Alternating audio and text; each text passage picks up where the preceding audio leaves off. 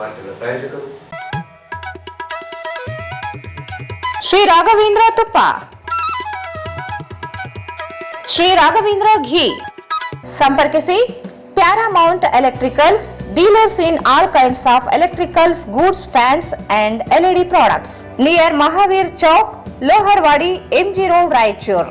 Bharat furnitures, ರಾಯಚೂರಿನಲ್ಲಿ ಮೊಟ್ಟ ಮೊದಲ ಬಾರಿಗೆ 3 ಮಳಿಗೆ ಒಳಗೊಂಡ ಬೃಹತ್ ಆಕಾರದ ಫರ್ನಿಚರ್ ಶೋರೂಮ್.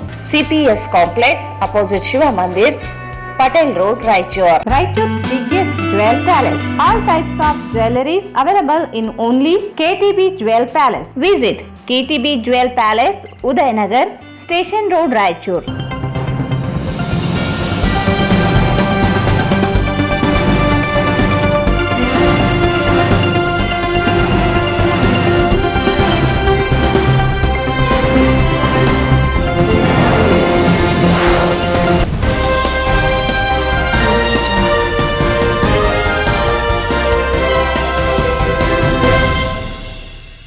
ನಮಸ್ಕಾರ, ವಾರ್ತೆಗಳ ಸ್ವಾಗತ. ಮೊದಲು ಮುಖ್ಯಾಂಶಗಳು.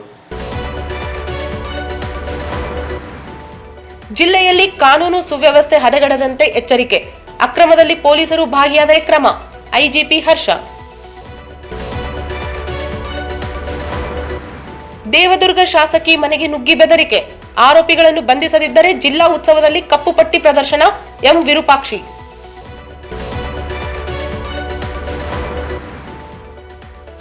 ದಾರಿದೀಪ ಸಂಸ್ಥೆಯಿಂದ ಡಾಕ್ಟರ್ ಶಿವಕುಮಾರ್ ಶಿವಯೋಗಿ ಅವರ ಪುಣ್ಯ ಸ್ಮರಣೆ. ದಾರಿದೀಪ ಸಂಸ್ಥೆ ಕಾರ್ಯಮಾದರಿ ಕಿಲ್ಲೇಶ್ರೀ. ಅವಧಿ ಮುಗಿದ ಗ್ರಾಮ ಪಂಚಾಯಿತಿಗಳಿಗೆ ಆಡಳಿತಾಧಿಕಾರಿ ನೇಮಕ ವಿರೋಧಿಸಿ ಜನವರಿ 27ರಂದು ಬೆಂಗಳೂರಿನಲ್ಲಿ ಪಂಚಾಯಿತಿ ಸದಸ್ಯರ ಒಕ್ಕೂಟದಿಂದ ಪ್ರತಿಭಟನೆ. ಶ್ರೀಧರ್ ಗೌಡ. ಭೂ ಒಡೆತನ ಯೋಜನೆಯಡಿ ಭೂಮಿ ಮಂಜೂರಾತಿ ನೀಡದಿದ್ದರೆ ಜನವರಿ 26ರಂದು ಉಸ್ತುವಾರಿ ಸಚಿವರಿಗೆ ಪ್ರತಿಭಟನೆ. ಹನುಮಂತಪ್ಪ ಮನ್ನಾಪುರ್.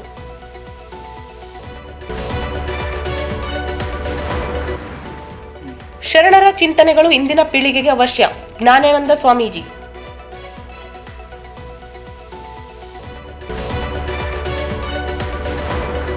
ಪ್ಲಾಸ್ಟಿಕ್ ಮುಕ್ತ ರಾಯಚೂರು ನಮ್ಮ ಧ್ಯೇಯ. ಪ್ರತಿ ನಾಗರಿಕರು, ವ್ಯಾಪಾರಿಗಳು ಅಭಿಯಾನದಲ್ಲಿ ಭಾಗವಹಿಸಿ. ಜುಬಿನ್ ಮಹಾಪಾತ್ರ.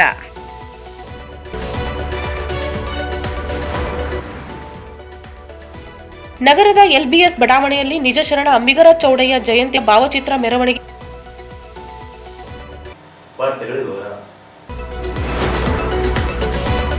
ಜಿಲ್ಲೆಯಲ್ಲಿ ಅಕ್ರಮ ಮರಳು ದಂಧೆ ವಿಚಾರಕ್ಕೆ ಸಂಬಂಧಿಸಿದಂತೆ ಪೊಲೀಸ್ ಇಲಾಖೆ ಸಕ್ರಿಯವಾಗಿ ದಂಧೆಯನ್ನು ತಡೆಯಲು ಕೆಲಸ ಮಾಡುತ್ತದೆ ಹಾಗೂ ದಂಧೆಯಲ್ಲಿ ಪೊಲೀಸರ ಕೈವಾಡವಿದ್ದರೆ ಅಂತಹ ಅಧಿಕಾರಿ ಮತ್ತು ಸಿಬ್ಬಂದಿಯ ವಿರುದ್ಧ ಶಿಸ್ತಿನ ಕ್ರಮ ಜರುಗಿಸಲಾಗುತ್ತದೆ. ಈ 2 ಅಂಶಗಳಲ್ಲಿ ಪೊಲೀಸ್ ಇಲಾಖೆ ಕಾರ್ಯನಿರ್ವಹಿಸುತ್ತದೆ ಎಂದು ಬಳ್ಳಾರಿ ವಲಯದ ಆರಕ್ಷಕ ಮಹಾನಿರೀಕ್ಷಕ PS ಹರ್ಷ ಹೇಳಿದರು. ಗುರುವಾರ ನಗರದ ಜಿಲ್ಲಾ ಪೊಲೀಸ್ ವರಿಷ್ಠಾಧಿಕಾರಿಗಳ ಕಚೇರಿ ಸಭಾಂಗಣದಲ್ಲಿ ಮಾಧ್ಯಮಗೋಷ್ಠಿಯನ್ನು ಉದ್ದೇಶಿಸಿ ಮಾತನಾಡಿ, ದೇವದುರ್ಗ ಕ್ಷೇತ್ರದ ಶಾಸಕಿ ಕರೆಮ್ಮ ಅವರು ತಮಗೆ ಅಕ್ರಮ ಮರಳು ದಂಧೆಕೋರರಿಂದ ಜೀವ ಭಯವಿದೆ ಎಂದಿದ್ದು, ಈ ಕುರಿತು FIR ಕೂಡ ಆಗಿದೆ. FIRನಲ್ಲಿರುವ ಆರೋಪಿಗಳ ವಿರುದ್ಧ ತನಿಖಾಧಾರಿತ ಕ್ರಮವಾಗುತ್ತದೆ ಎಂದರು. ಪೊಲೀಸ್ ಇಲಾಖೆ ಪ್ರಜಾಪ್ರಭುತ್ವದ ಭದ್ರ ಬುನಾದಿಯನ್ನು ಕಾಯುವ ಹಾಗೂ ಕಾನೂನು ಸುವ್ಯವಸ್ಥೆಯನ್ನು ಕಾಪಾಡುವ, ರಕ್ಷಣೆ ನೀಡುವ ಸರ್ಕಾರದ ಒಂದು ವ್ಯವಸ್ಥೆಯಾಗಿದ್ದು, ವಿನಾಕಾರಣ ಖಾಕಿ ಮೇಲೆ ಅಧಿಕಾರಸ್ಥರಾಗಲಿ ಅಥವಾ ಯಾರೇ ಆಗಲಿ ಕೈ ಮಾಡಿದರೆ ಇಲಾಖೆ ಸುಮ್ಮನೆ ಕೂರುವುದಿಲ್ಲ. ಅಂತವರ ವಿರುದ್ಧ ಕಾನೂನು ಕ್ರಮ ಜರುಗಿಸಲಾಗುತ್ತದೆ ಎಂದರು. ಜಿಲ್ಲೆಯಲ್ಲಿ ಈ ಹಿಂದೆಯೂ ಸೈಬರ್ ಅಪರಾಧಗಳು ಹೆಚ್ಚಾಗಿ ನಡೆದಿದ್ದು, ಈಗಲೂ ನಡೆಯುತ್ತಿವೆ. ಸೈಬರ್ ಅಪರಾಧಗಳನ್ನು ತಡೆಯಲು ಪೊಲೀಸ್ ಇಲಾಖೆ ಸೂಕ್ಷ್ಮವಾಗಿ ಕಾರ್ಯನಿರ್ವಹಿಸುತ್ತಿದ್ದು, ಜನರು ಕೂಡ ಜಾಗರೂಕರಾಗಿ ಸೈಬರ್ ಅಪರಾಧ ನಡೆದ 1 ಗಂಟೆ ಒಳಗೆ ಸೈಬರ್ ಸಹಾಯವಾಣಿ 1930ಗೆ ಕರೆ ಮಾಡಿದರೆ ಆರೋಪಿಗಳನ್ನು ಹಿಡಿಯಲು ಸುಲಭವಾಗುತ್ತದೆ ಎಂದು ಹೇಳಿದರು. ಪೊಲೀಸರ ಕಾರ್ಯವೈಖರಿ ಕುರಿತು ಮಾಹಿತಿ ಪಡೆದುಕೊಂಡು ಜಿಲ್ಲೆಯಲ್ಲಿ ಅಪರಾಧಗಳನ್ನು ತಡೆಗಟ್ಟಲು ಮತ್ತು ಕಾನೂನು ಸುವ್ಯವಸ್ಥೆ ಪರಿಪಾಲನೆ ಮಾಡಲು ಯಾವ ರೀತಿ ಕೆಲಸ ಮಾಡಬೇಕು ಎಂಬುವ ಕುರಿತು ಜಿಲ್ಲೆಯ ಎಲ್ಲಾ ಪೊಲೀಸ್ ಅಧಿಕಾರಿಗಳಿಗೆ ಮಾರ್ಗಸೂಚಿ ನೀಡಲಾಗಿದೆ ಎಂದು ತಿಳಿಸಿದರು. ತಮ್ಮ ಪೊಲೀಸ್ ಠಾಣಾ ವ್ಯಾಪ್ತಿಯಲ್ಲಿನ ಸೂಕ್ಷ್ಮ ಪ್ರದೇಶಗಳನ್ನು ಗುರುತಿಸಿಕೊಂಡು ಸೂಕ್ಷ್ಮ ಬಿಟ್ ವ್ಯವಸ್ಥೆಯನ್ನು ಮಾಡಿಕೊಳ್ಳಲು ಸೂಚಿಸಲಾಗಿದೆ. ಸಮುದಾಯದೊಂದಿಗೆ ಸಂಪರ್ಕವನ್ನು ಹೆಚ್ಚಿಸುವ ಮೂಲಕ ಪೊಲೀಸ್ ಇಲಾಖೆ ಜನರ ರಕ್ಷಣೆಗಿದೆ ಎಂಬ ಸಂದೇಶವನ್ನು ಸಾರುವಂತೆ ತಿಳಿಸಲಾಗಿದೆ.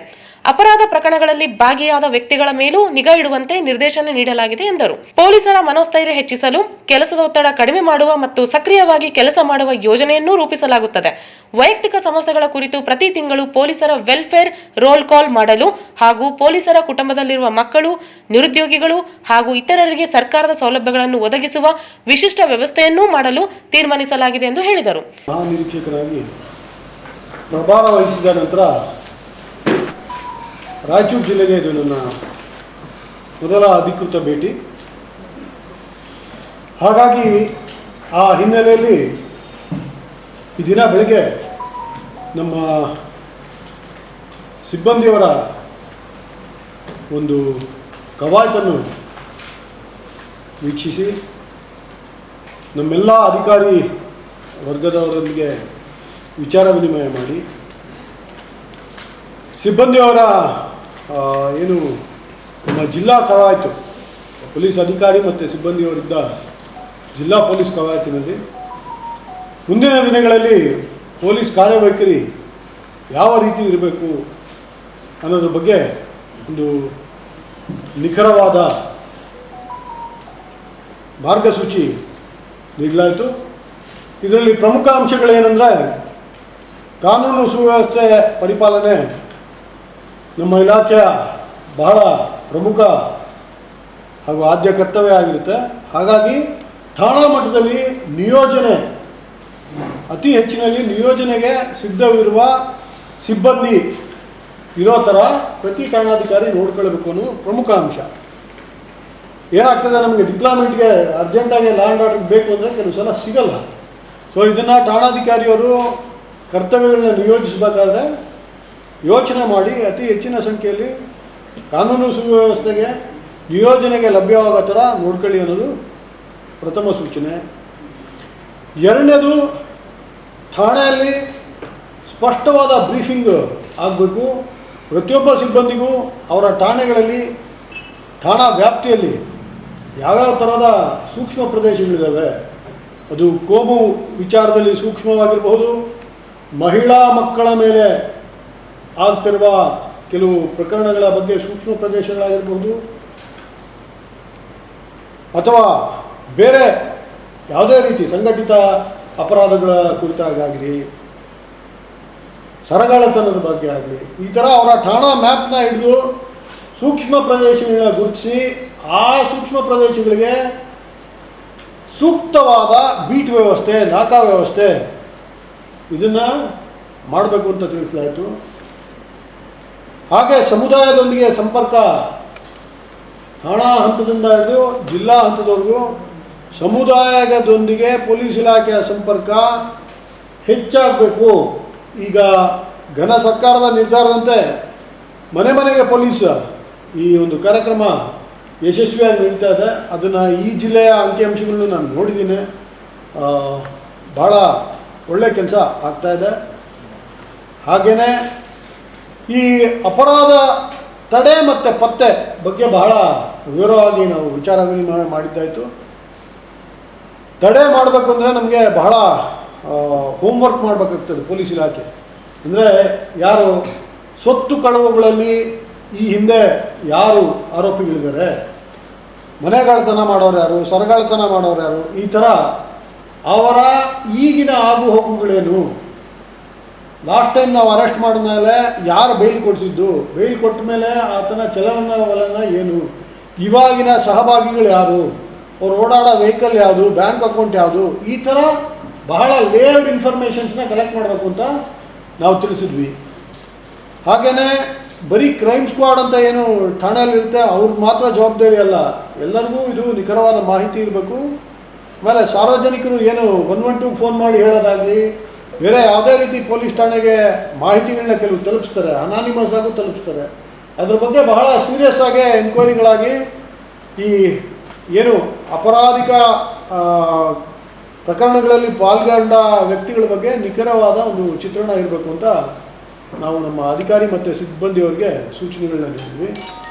ಕೊನೆಯದಾಗಿ ಬಹಳ ಪ್ರಮುಖವಾಗಿ ನಮ್ಮ ಅಧಿಕಾರಿ ವರ್ಗದವರಿಗೆ ವಿಶೇಷವಾಗಿ ನಾನು ಹೇಳಿದ್ದು, ನಮ್ಮ ಪೊಲೀಸ್ ಸಿಬ್ಬಂದಿಯವರ ಮನೋಸ್ಥೈರ್ಯ ಬಹಳ ಹೆಚ್ಚಾಗಬೇಕು. ಮನೋಸ್ಥೈರ್ಯ ಹೆಚ್ಚಾಗಬೇಕು ಅಂದರೆ ಅವರ ವೆಲ್ಫೇರ್ ಆ್ಯಕ್ಟಿವಿಟೀಸ್ ಬಗ್ಗೆ ನಾವು ಬಹಳ ಡೀಪಾಗಿ ಸಿಸ್ಟಮ್ಯಾಟಿಕ್ಕಾಗಿ ಯೋಚನೆ ಮಾಡಬೇಕು. ಇದರಲ್ಲಿ 2 ಅಂಶಗಳನ್ನ ನಾನು ಈ ದಿನ ಹೇಳಿದ್ದೀನಿ. ಕೆಲಸದ ಒತ್ತಡ ಕಡಿಮೆ ಮಾಡಲು ಪ್ರಾಪರಾಗಿ assessment of competencies and allotment of work ಆಗಬೇಕು ಅಂತ. ಅಂದರೆ ಈಗ 55-56 ವರ್ಷ ಇದ್ದು ಆತನಿಗಾಗಲೇ ಮಧುಮೇಹ, ಇನ್ನೊಂದು BP ಮತ್ತೊಂದು ಇದ್ದವ್ರಿಗೆ ಬಹಳ ಸ್ಟ್ರೆನ್ಯೂಸ್, ಫಿಸಿಕಲಿ ಸ್ಟ್ರೆನ್ಯೂಸ್ ಕೆಲಸ ಹಾಕೋದ್ರಿಂದ ಆ ಕೆಲಸನೂ ಕಾಂಪಿಟೆಂಟಾಗಿ ಮಾಡೋಕ್ಕಾಗಲ್ಲ. ಆತನ ಆರೋಗ್ಯಕ್ಕೂ ಒಳ್ಳೆಯದಾಗಲ್ಲ. ಆ ಥರ ಒಂದು audit of competency versus allocation ಮಾಡಿ ಅಂತ ಸಜೆಷನ್ ಕೊಟ್ಟಿದ್ದೀವಿ. ಈಗ ನಮ್ಮ ಇಲಾಖೆಯಲ್ಲಿ ವಾರ್ಷಿಕವಾಗಿ ನಾವು ಭಾಳ ಡೀಟೇಲಾಗಿ ಮೆಡಿಕಲ್ ಚೆಕಪ್ ಮಾಡ್ತೀವಿ. ಆ ಚೆಕಪ್ ಮಾಡಿದ ಸುಮ್ಮನೆ ಎಲ್ಲ ರಿಪೋರ್ಟ್ ಮೂಲೆಯಲ್ಲಿ ಇಟ್ಬಿಡೋದಲ್ಲ, ಆ ರಿಪೋರ್ಟ್ಗಳನ್ನ ಕೈಯಲ್ಲಿ ಇಟ್ಕೊಂಡು ಈ ಕಾರ್ಯಕ್ರಮಕ್ಕೆ ಅಂದರೆ ಏನೋ ಒಂದು ಆಡಿಟ್ ಮಾಡ್ತೀವಿ, ಎಫಿಷಿಯನ್ಸಿ ಆ್ಯಂಡ್ ಕಾಂಪಿಟೆನ್ಸಿ ಆಡಿಟ್. ಆ ಥರ ಮಾಡಬೇಕು ಅನ್ನೋದು ಒಂದು ಸೂಚನೆ. ಹಾಗೆಯೇ ನಮ್ಮ ಅಧಿಕಾರಿಯವ್ರಿಗೆ ನಾವು ನನ್ನ ಕಡೆಯಿಂದ ಮನವಿ ಏನು ಮಾಡಿದ್ದೀನಿ ಅಂದರೆ, ಪೊಲೀಸ್ ಇಲಾಖೆ ಇದು 365 ದಿವಸ ಕಂಪ್ಲೀಟ್ 24/7 ಕೆಲಸ ಮಾಡೋ ಇಲಾಖೆ. ಹಾಗಾಗಿ ಇದರಲ್ಲಿ ವೈಯಕ್ತಿಕ ಮತ್ತು ಪ್ರೊಫೆಷನಲ್ಲು ಈ ಲೈನ್ಸ್ ಭಾಳ ಬ್ಲರ್ ಆಗಿರುತ್ತೆ. ಹಾಗಾಗಿ ಈ ಹಲವಾರು ಸಿಬ್ಬಂದಿಗಳಿಗೆ ಈ ಕೆಲಸದ ಒತ್ತಡದ ಜೊತೆಗೆ ವೈಯಕ್ತಿಕ ಕೆಲವು ಒತ್ತಡಗಳಿರ್ಬೋದು. SHO ಆಗಲಿ ಬೇರೆ ಹಿರಿಯ ಅಧಿಕಾರಿ ಆಗಲಿ ಅದು ನಾನೇ ಕೇಳಲಿ ಅಂತ ಬಿಟ್ಟರೆ ಎಷ್ಟೋ ಕಡೆ ಭಾಳ ಗಂಭೀರ ಸ್ವರೂಪಕ್ಕೆ ಹೋಗಿ ನಮಗೆ ಎಷ್ಟೋ precious loss of human life ಆಗಿದೆ. ಹಾಗಾಗಿ ಆ ರೀತಿ ತಾವು ಪರಿಗಣನೆಗೆ ತೆಗೆದುಕೊಳ್ದಲೆ ತಿಂಗಳಿಗೆ ಒಂದು ಸಲ ಆದರೂ ಒಂದು ವೆಲ್ಫೇರ್ ರೋಲ್ ಕಾಲ್ ಅಂತ ಮಾಡಿ ಅವರ ಪರಿಸ್ಥಿತಿ ಏನು, ಅವ್ರ ಕುಟುಂಬದ ಪರಿಸ್ಥಿತಿ ಏನು, ಅವ್ರ ಮಕ್ಕಳ ಪರಿಸ್ಥಿತಿ ಏನು, ಬೇರೆ ಏನಾದರೂ ತೊಂದರೆಗಳಿದ್ದಾವೆ ಅಂದರೆ ಇದು ಒಂದು ಮನೆಯ ಒಬ್ಬ ಹಿರಿಯ ಯಾವ ರೀತಿ ಮಕ್ಕಳನ್ನ ಇನ್ನೊಬ್ಬನ್ನ ವಿಚಾರಿಸ್ತಾನೆ ಆ ಥರ ನಮ್ಮ SHOಗಳು ಹಿರಿಯ ಅಧಿಕಾರಿಗಳು ಮಾಡ್ಬೇಕು ಅನ್ನೋದ್ರ ಬಗ್ಗೆ ಸ್ಪಷ್ಟವಾಗಿ ಈಗ ನಾನು ತಿಳಿಸಿದ್ದೇನೆ. ಇದೆಲ್ಲ ಆದಮೇಲೆ ನಮ್ಮದು ಒಂದು ಮಹತ್ವಾಕಾಂಕ್ಷಿ ಒಂದು ಯೋಜನೆ ಇದೆ. ಒಂದು ಈ synchronisation of all government schemes to benefit our police children. ಇದನ್ನು ಅರ್ಥ ಮಾಡಿಸ್ತೀನಿ. ಈಗ ನೋಡಿ, ಸ್ಕಿಲ್ ಡೆವಲಪ್ಮೆಂಟ್ ಡಿಪಾರ್ಟ್ಮೆಂಟಲ್ಲಿ ಸಾಕಷ್ಟು ಸ್ಕೀಮ್ಸ್ ಇದೆ,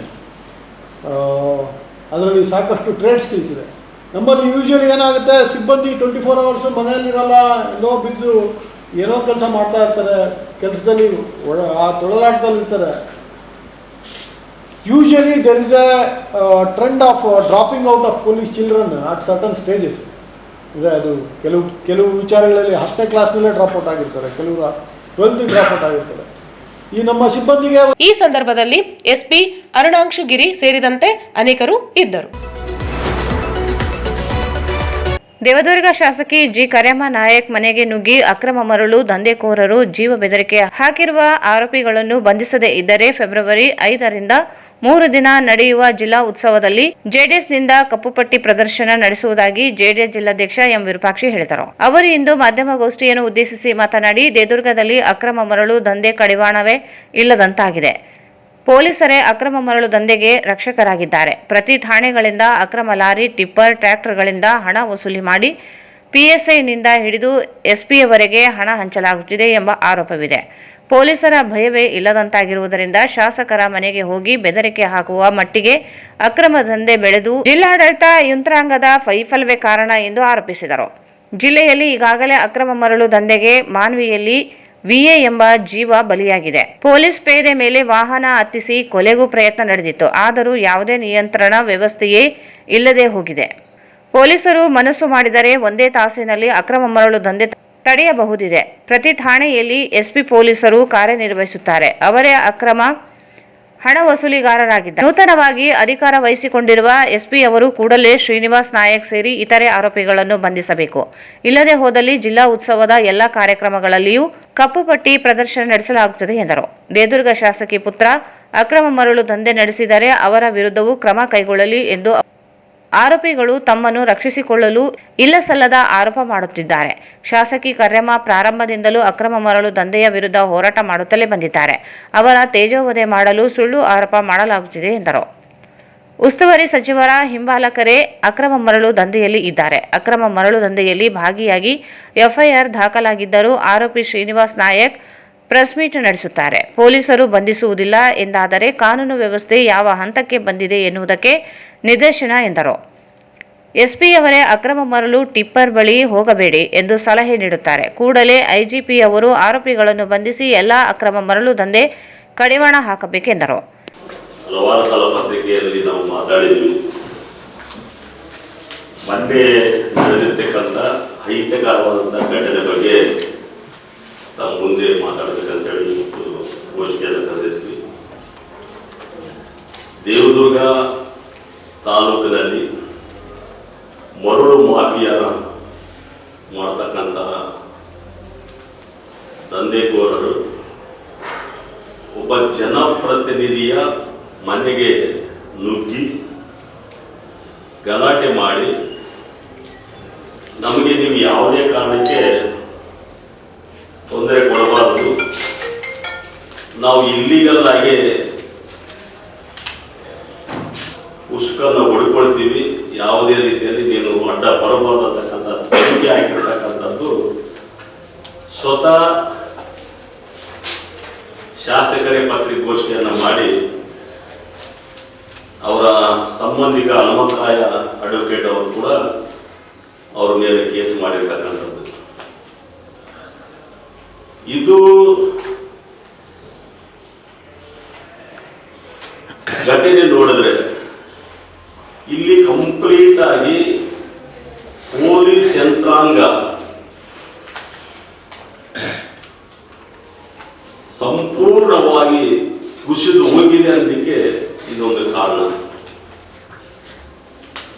ಏನು ಮರಳು ದಂಧೆಕೋರ ಇದಾರಲ್ಲ, ಮರಳು ದಂಧೆಕೋರಕ್ಕಿಂತ ಮುಖ್ಯವಾಗಿ ಪೊಲೀಸ್ ಇಲಾಖೆಯಲ್ಲಿರ್ತಕ್ಕಂಥ ಪೊಲೀಸ್ ಅಧಿಕಾರಿಗಳು, PSI ಅವರು, ಸರ್ಕಲ್ ಇನ್ಸ್ಪೆಕ್ಟರ್ಗಳು, DYSPಗಳು ಟಿಪ್ಪರ್ಗಳನ್ನ ಇಟ್ಟುಕೊಂಡು ದಂಧೆ ಮಾಡ್ತಕ್ಕಂಥದ್ದು ಇಡೀ ದೇವದುರ್ಗ ತಾಲೂಕಿನಲ್ಲಿ ಇದೆ.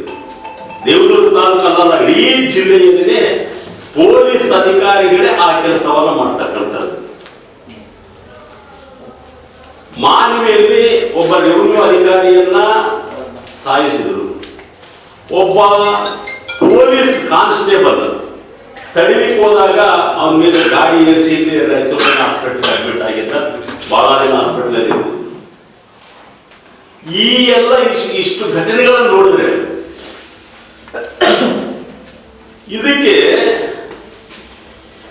ಪೊಲೀಸ್ ಯಂತ್ರಾಂಗ ನೇರವಾದಂತ ಜವಾಬ್ದಾರಿಯನ್ನ ಈ ಒಂದು ದಂಧೆಗೆ ಇಳಿಸ್ಕೊಂಡಿರ್ತಕ್ಕಂಥದ್ದು. ಮೊನ್ನೆ ತಾನೇ ಸುರ್ಪುರ್ ಮಾಜಿ MLA ರಾಜು ಗೌಡನ ಗಾಡಿಗೆ ಟಿಪ್ಪರ್ ಹಚ್ಚಿರ್ತಕ್ಕಂಥ ಉದಾಹರಣೆ ಮೀಡಿಯಾಗಳಲ್ಲಿ ಎಲ್ಲ ಕಡೆ ಬಂದು ಅವರ ಆಸ್ಪತ್ರೆಗೆ ದಾಖಲಾಗಿರ್ತಕ್ಕಂಥದ್ದು. ಇದು ಪೊಲೀಸರು ಮನಸ್ಸು ಮಾಡಿದ್ರೆ ಒಂದೇ ತಾಸಿನಲ್ಲಿ ಮರಳು ದಂಧೆಯನ್ನು ಬಂದ್ ಮಾಡಬಹುದು. ಇದರಲ್ಲಿ ಟೋಟಲ್ ಆಗಿ ಪೊಲೀಸ್ ಯಂತ್ರಾಂಗ SP ಇಂದ ಹಿಡ್ಕೊಂಡು DG ಇಂದ ಹಿಡ್ಕೊಂಡು ಒಬ್ಬ PC ವರೆಗೆ ಇಲ್ಲಿ ಮಾಮೂಲು ಹೋಗ್ತದಂತಕ್ಕಂಥದ್ದನ್ನ ಆ ಇಲಾಖೆಯಲ್ಲಿರ್ತಕ್ಕಂಥ ಕೆಳಮಟ್ಟದ ಅಧಿಕಾರಿಗಳೇ ಮಾತಾಡ್ತಕ್ಕಂಥದ್ದು ನಾವು ನೋಡ್ತಾ ಇದ್ದೀವಿ. ಇಲ್ಲಿ ರಾಯಚೂರಲ್ಲಿ ಕೂಡ ನೀವು ಯಾವುದೇ ಒಂದು ಟಿಪ್ಪರ್ ಬಂದ್ರೆ ಆ ಟಿಪ್ಪರ್ಗೆ ತಿಂಗಳ ಇಂತಿಷ್ಟು ಕೊಡ್ಬೇಕಂತಕ್ಕಂಥದ್ದು ಕಟ್ಟಾಗ್ನೆ ಆ ರೀತಿಯಲ್ಲಿ ಆಗ್ತಕ್ಕಂಥದ್ದು. ಆ PS ಸರಹದ್ದು ವೆಸ್ಟ್ ಪೊಲೀಸ್ ಸ್ಟೇಷನ್ ಸರಹದ್ದು ಬಂದ್ರೆ ಆ PSI, ಮಾರ್ಕೆಟ್ ಯಾರ್ಡ್ PS ಸರಹದ್ದು ಬಂದ್ರೆ ಅದು, ಸದರ್ಬಾಜರ ಸರಹದ್ದು ಬಂದ್ರೆ ಅದು. ಈ ತರ ಇವತ್ತು ಇಡೀ ದೇವದುರ್ಗ ತಾಲೂಕಿನಲ್ಲಿ ಮಟ್ಕಾ ಮಾಫಿಯಾ, ಶಾನ್ ಮಾಫಿಯಾ, ಲಾಡ್ಜ್ಗಳಲ್ಲಿ ಅಹಿತಕರವಾದಂತ ಘಟನೆಗಳು ನಡೆದರೂ ಕೂಡ ಇವತ್ತು ಪೊಲೀಸರು ಕೇವಲ ಲಂಚದ ಮೇಲೆ ಇವತ್ತು ಕೆಲಸ ಮಾಡ್ತಕ್ಕಂಥದ್ದು ಆಗ್ತಾ ಇದೆ. DG ಒಬ್ಬ ಅಧಿಕಾರಿ ಹೇಳ್ತಾ ಇದ್ದ, ಸರ್ ಮರಳು ಮಾಫಿಯಾ ನಟಕಿಗೆ ಆಗಿರ್ತಕ್ಕಂಥ ದೌರ್ಜನ್ಯ, ಹವಾಮಾನ ಮತ್ತು ಬೆದರಿಕೆ, ಕೊಲೆ ಬೆದರಿಕೆ. ಇವತ್ತು SP ನಿನ್ನೆ ನಮ್ಮ ಟೀಮ್ ಹೋಗಿ ಕೇಳಿದ್ರೆ ಟಿಪ್ಪರ್ಗಳ ಹಿಂದೆ ರಾತ್ರಿ ಆದ್ರೂ ಓಡಾಡಕ್ ಹೋಗ್ಬೇಡ್ರಿ, ಅವ್ರು ಸಾಯಿಸ್ಲಿಕ್ಕೆ ನಿಮ್ಮನ್ನ ನೋಡ್ತಾ ಇದ್ದಾರೆ ಅಂತಕ್ಕಂಥದ್ದು. ಒಬ್ಬ SP ಆಗಿ ಮಾತಾಡ್ತಕ್ಕಂಥದ್ದು ನೋಡಿದ್ರೆ ಇನ್ನ ಕಾನೂನು ಸುವ್ಯವಸ್ಥಿತೆ ಯಾವ ಮಟ್ಟಿಗೆ ಕುಸಿದೋಗಿದೆ. ಒಬ್ಬ SP ನೀವು ಅದರ ರಾತ್ರಿ ತಿರುಗಾಡಕ್ ಹೋಗ್ಬೇಡ್ರಿ ಅಮ್ಮ, ನಿಮ್ಮನ್ನ ಕೊಲೆ ಮಾಡ್ಲಿಕ್ಕೆ ಸಂಚು ನಡೆದಿದೆ ಅಂತಕ್ಕಂಥ ಮಾತು ಹೇಳ್ತಾರಂತಂದ್ರೆ ನೀನ್ ಏನ್ ಹೇಳ್ತದಪ್ಪ SP? ನೀನ್ ಏನ್ ಮಾಡ್ತಾ ಇದ್ದೀರಿ? ನಿನ್ನ ಎಲ್ಲಾ ಪೊಲೀಸ್ ಇಲಾಖೆಗಳಲ್ಲಿ, ಪೊಲೀಸ್ ಠಾಣೆಗಳಲ್ಲಿ SP ಡ್ಯೂಟಿಗೆ ಪೊಲೀಸ್ ನೇಮಕ ಮಾಡ್ತಾರೆ. ಆ SP ಡ್ಯೂಟಿ ಒಬ್ಬೇ ಪೊಲೀಸ್ ನೀನು ಕಂಟ್ರೋಲ್ ಮಾಡಿದ್ರೆ ಮರಳು ಮಾಫಿಯನ್ನು ಕಂಟ್ರೋಲ್ ಮಾಡಬಹುದು. ಅವರಿಗೆ ಅವರೇ ತಂದುಕೊಳ್ಳೋದು ಎಲ್ಲರಿಗೆ. PSI ಗೆ ಎಷ್ಟು ಕೊಡಬೇಕು, CP ಗೆ ಎಷ್ಟು ಕೊಡಬೇಕು, DVSP ಎಷ್ಟು ಕೊಡಬೇಕು, ASP ಗೆ ಎಷ್ಟು ಕೊಡಬೇಕು, SP ಗೆ ಎಷ್ಟು ಕೊಡಬೇಕು, DG ಗೆ ಎಷ್ಟು ಕೊಡಬೇಕು ಅಂತಕ್ಕಂಥ ಹಂಚಿಕೆ ಮಾಡತಕ್ಕಂಥ ಪಾವದಾರಿಕೆ ಮಾಡತಕ್ಕಂಥವ್ರು SP ಡ್ಯೂಟಿ ಮಾಡ್ತಕ್ಕಂಥ ಪೊಲೀಸ್. ಒಂದೊಂದು ಪೊಲೀಸ್ ಸ್ಟೇಷನ್ ಅಲ್ಲಿ SP ಡ್ಯೂಟಿ ಮಾಡಿದವನು 5 ಲಕ್ಷ ರೂಪಾಯಿ PSI ಗೆ CP ಕೊಟ್ಟು SP ಡ್ಯೂಟಿ ಹಾಕ್ಸ್ಕೊಳ್ತಾರೆ.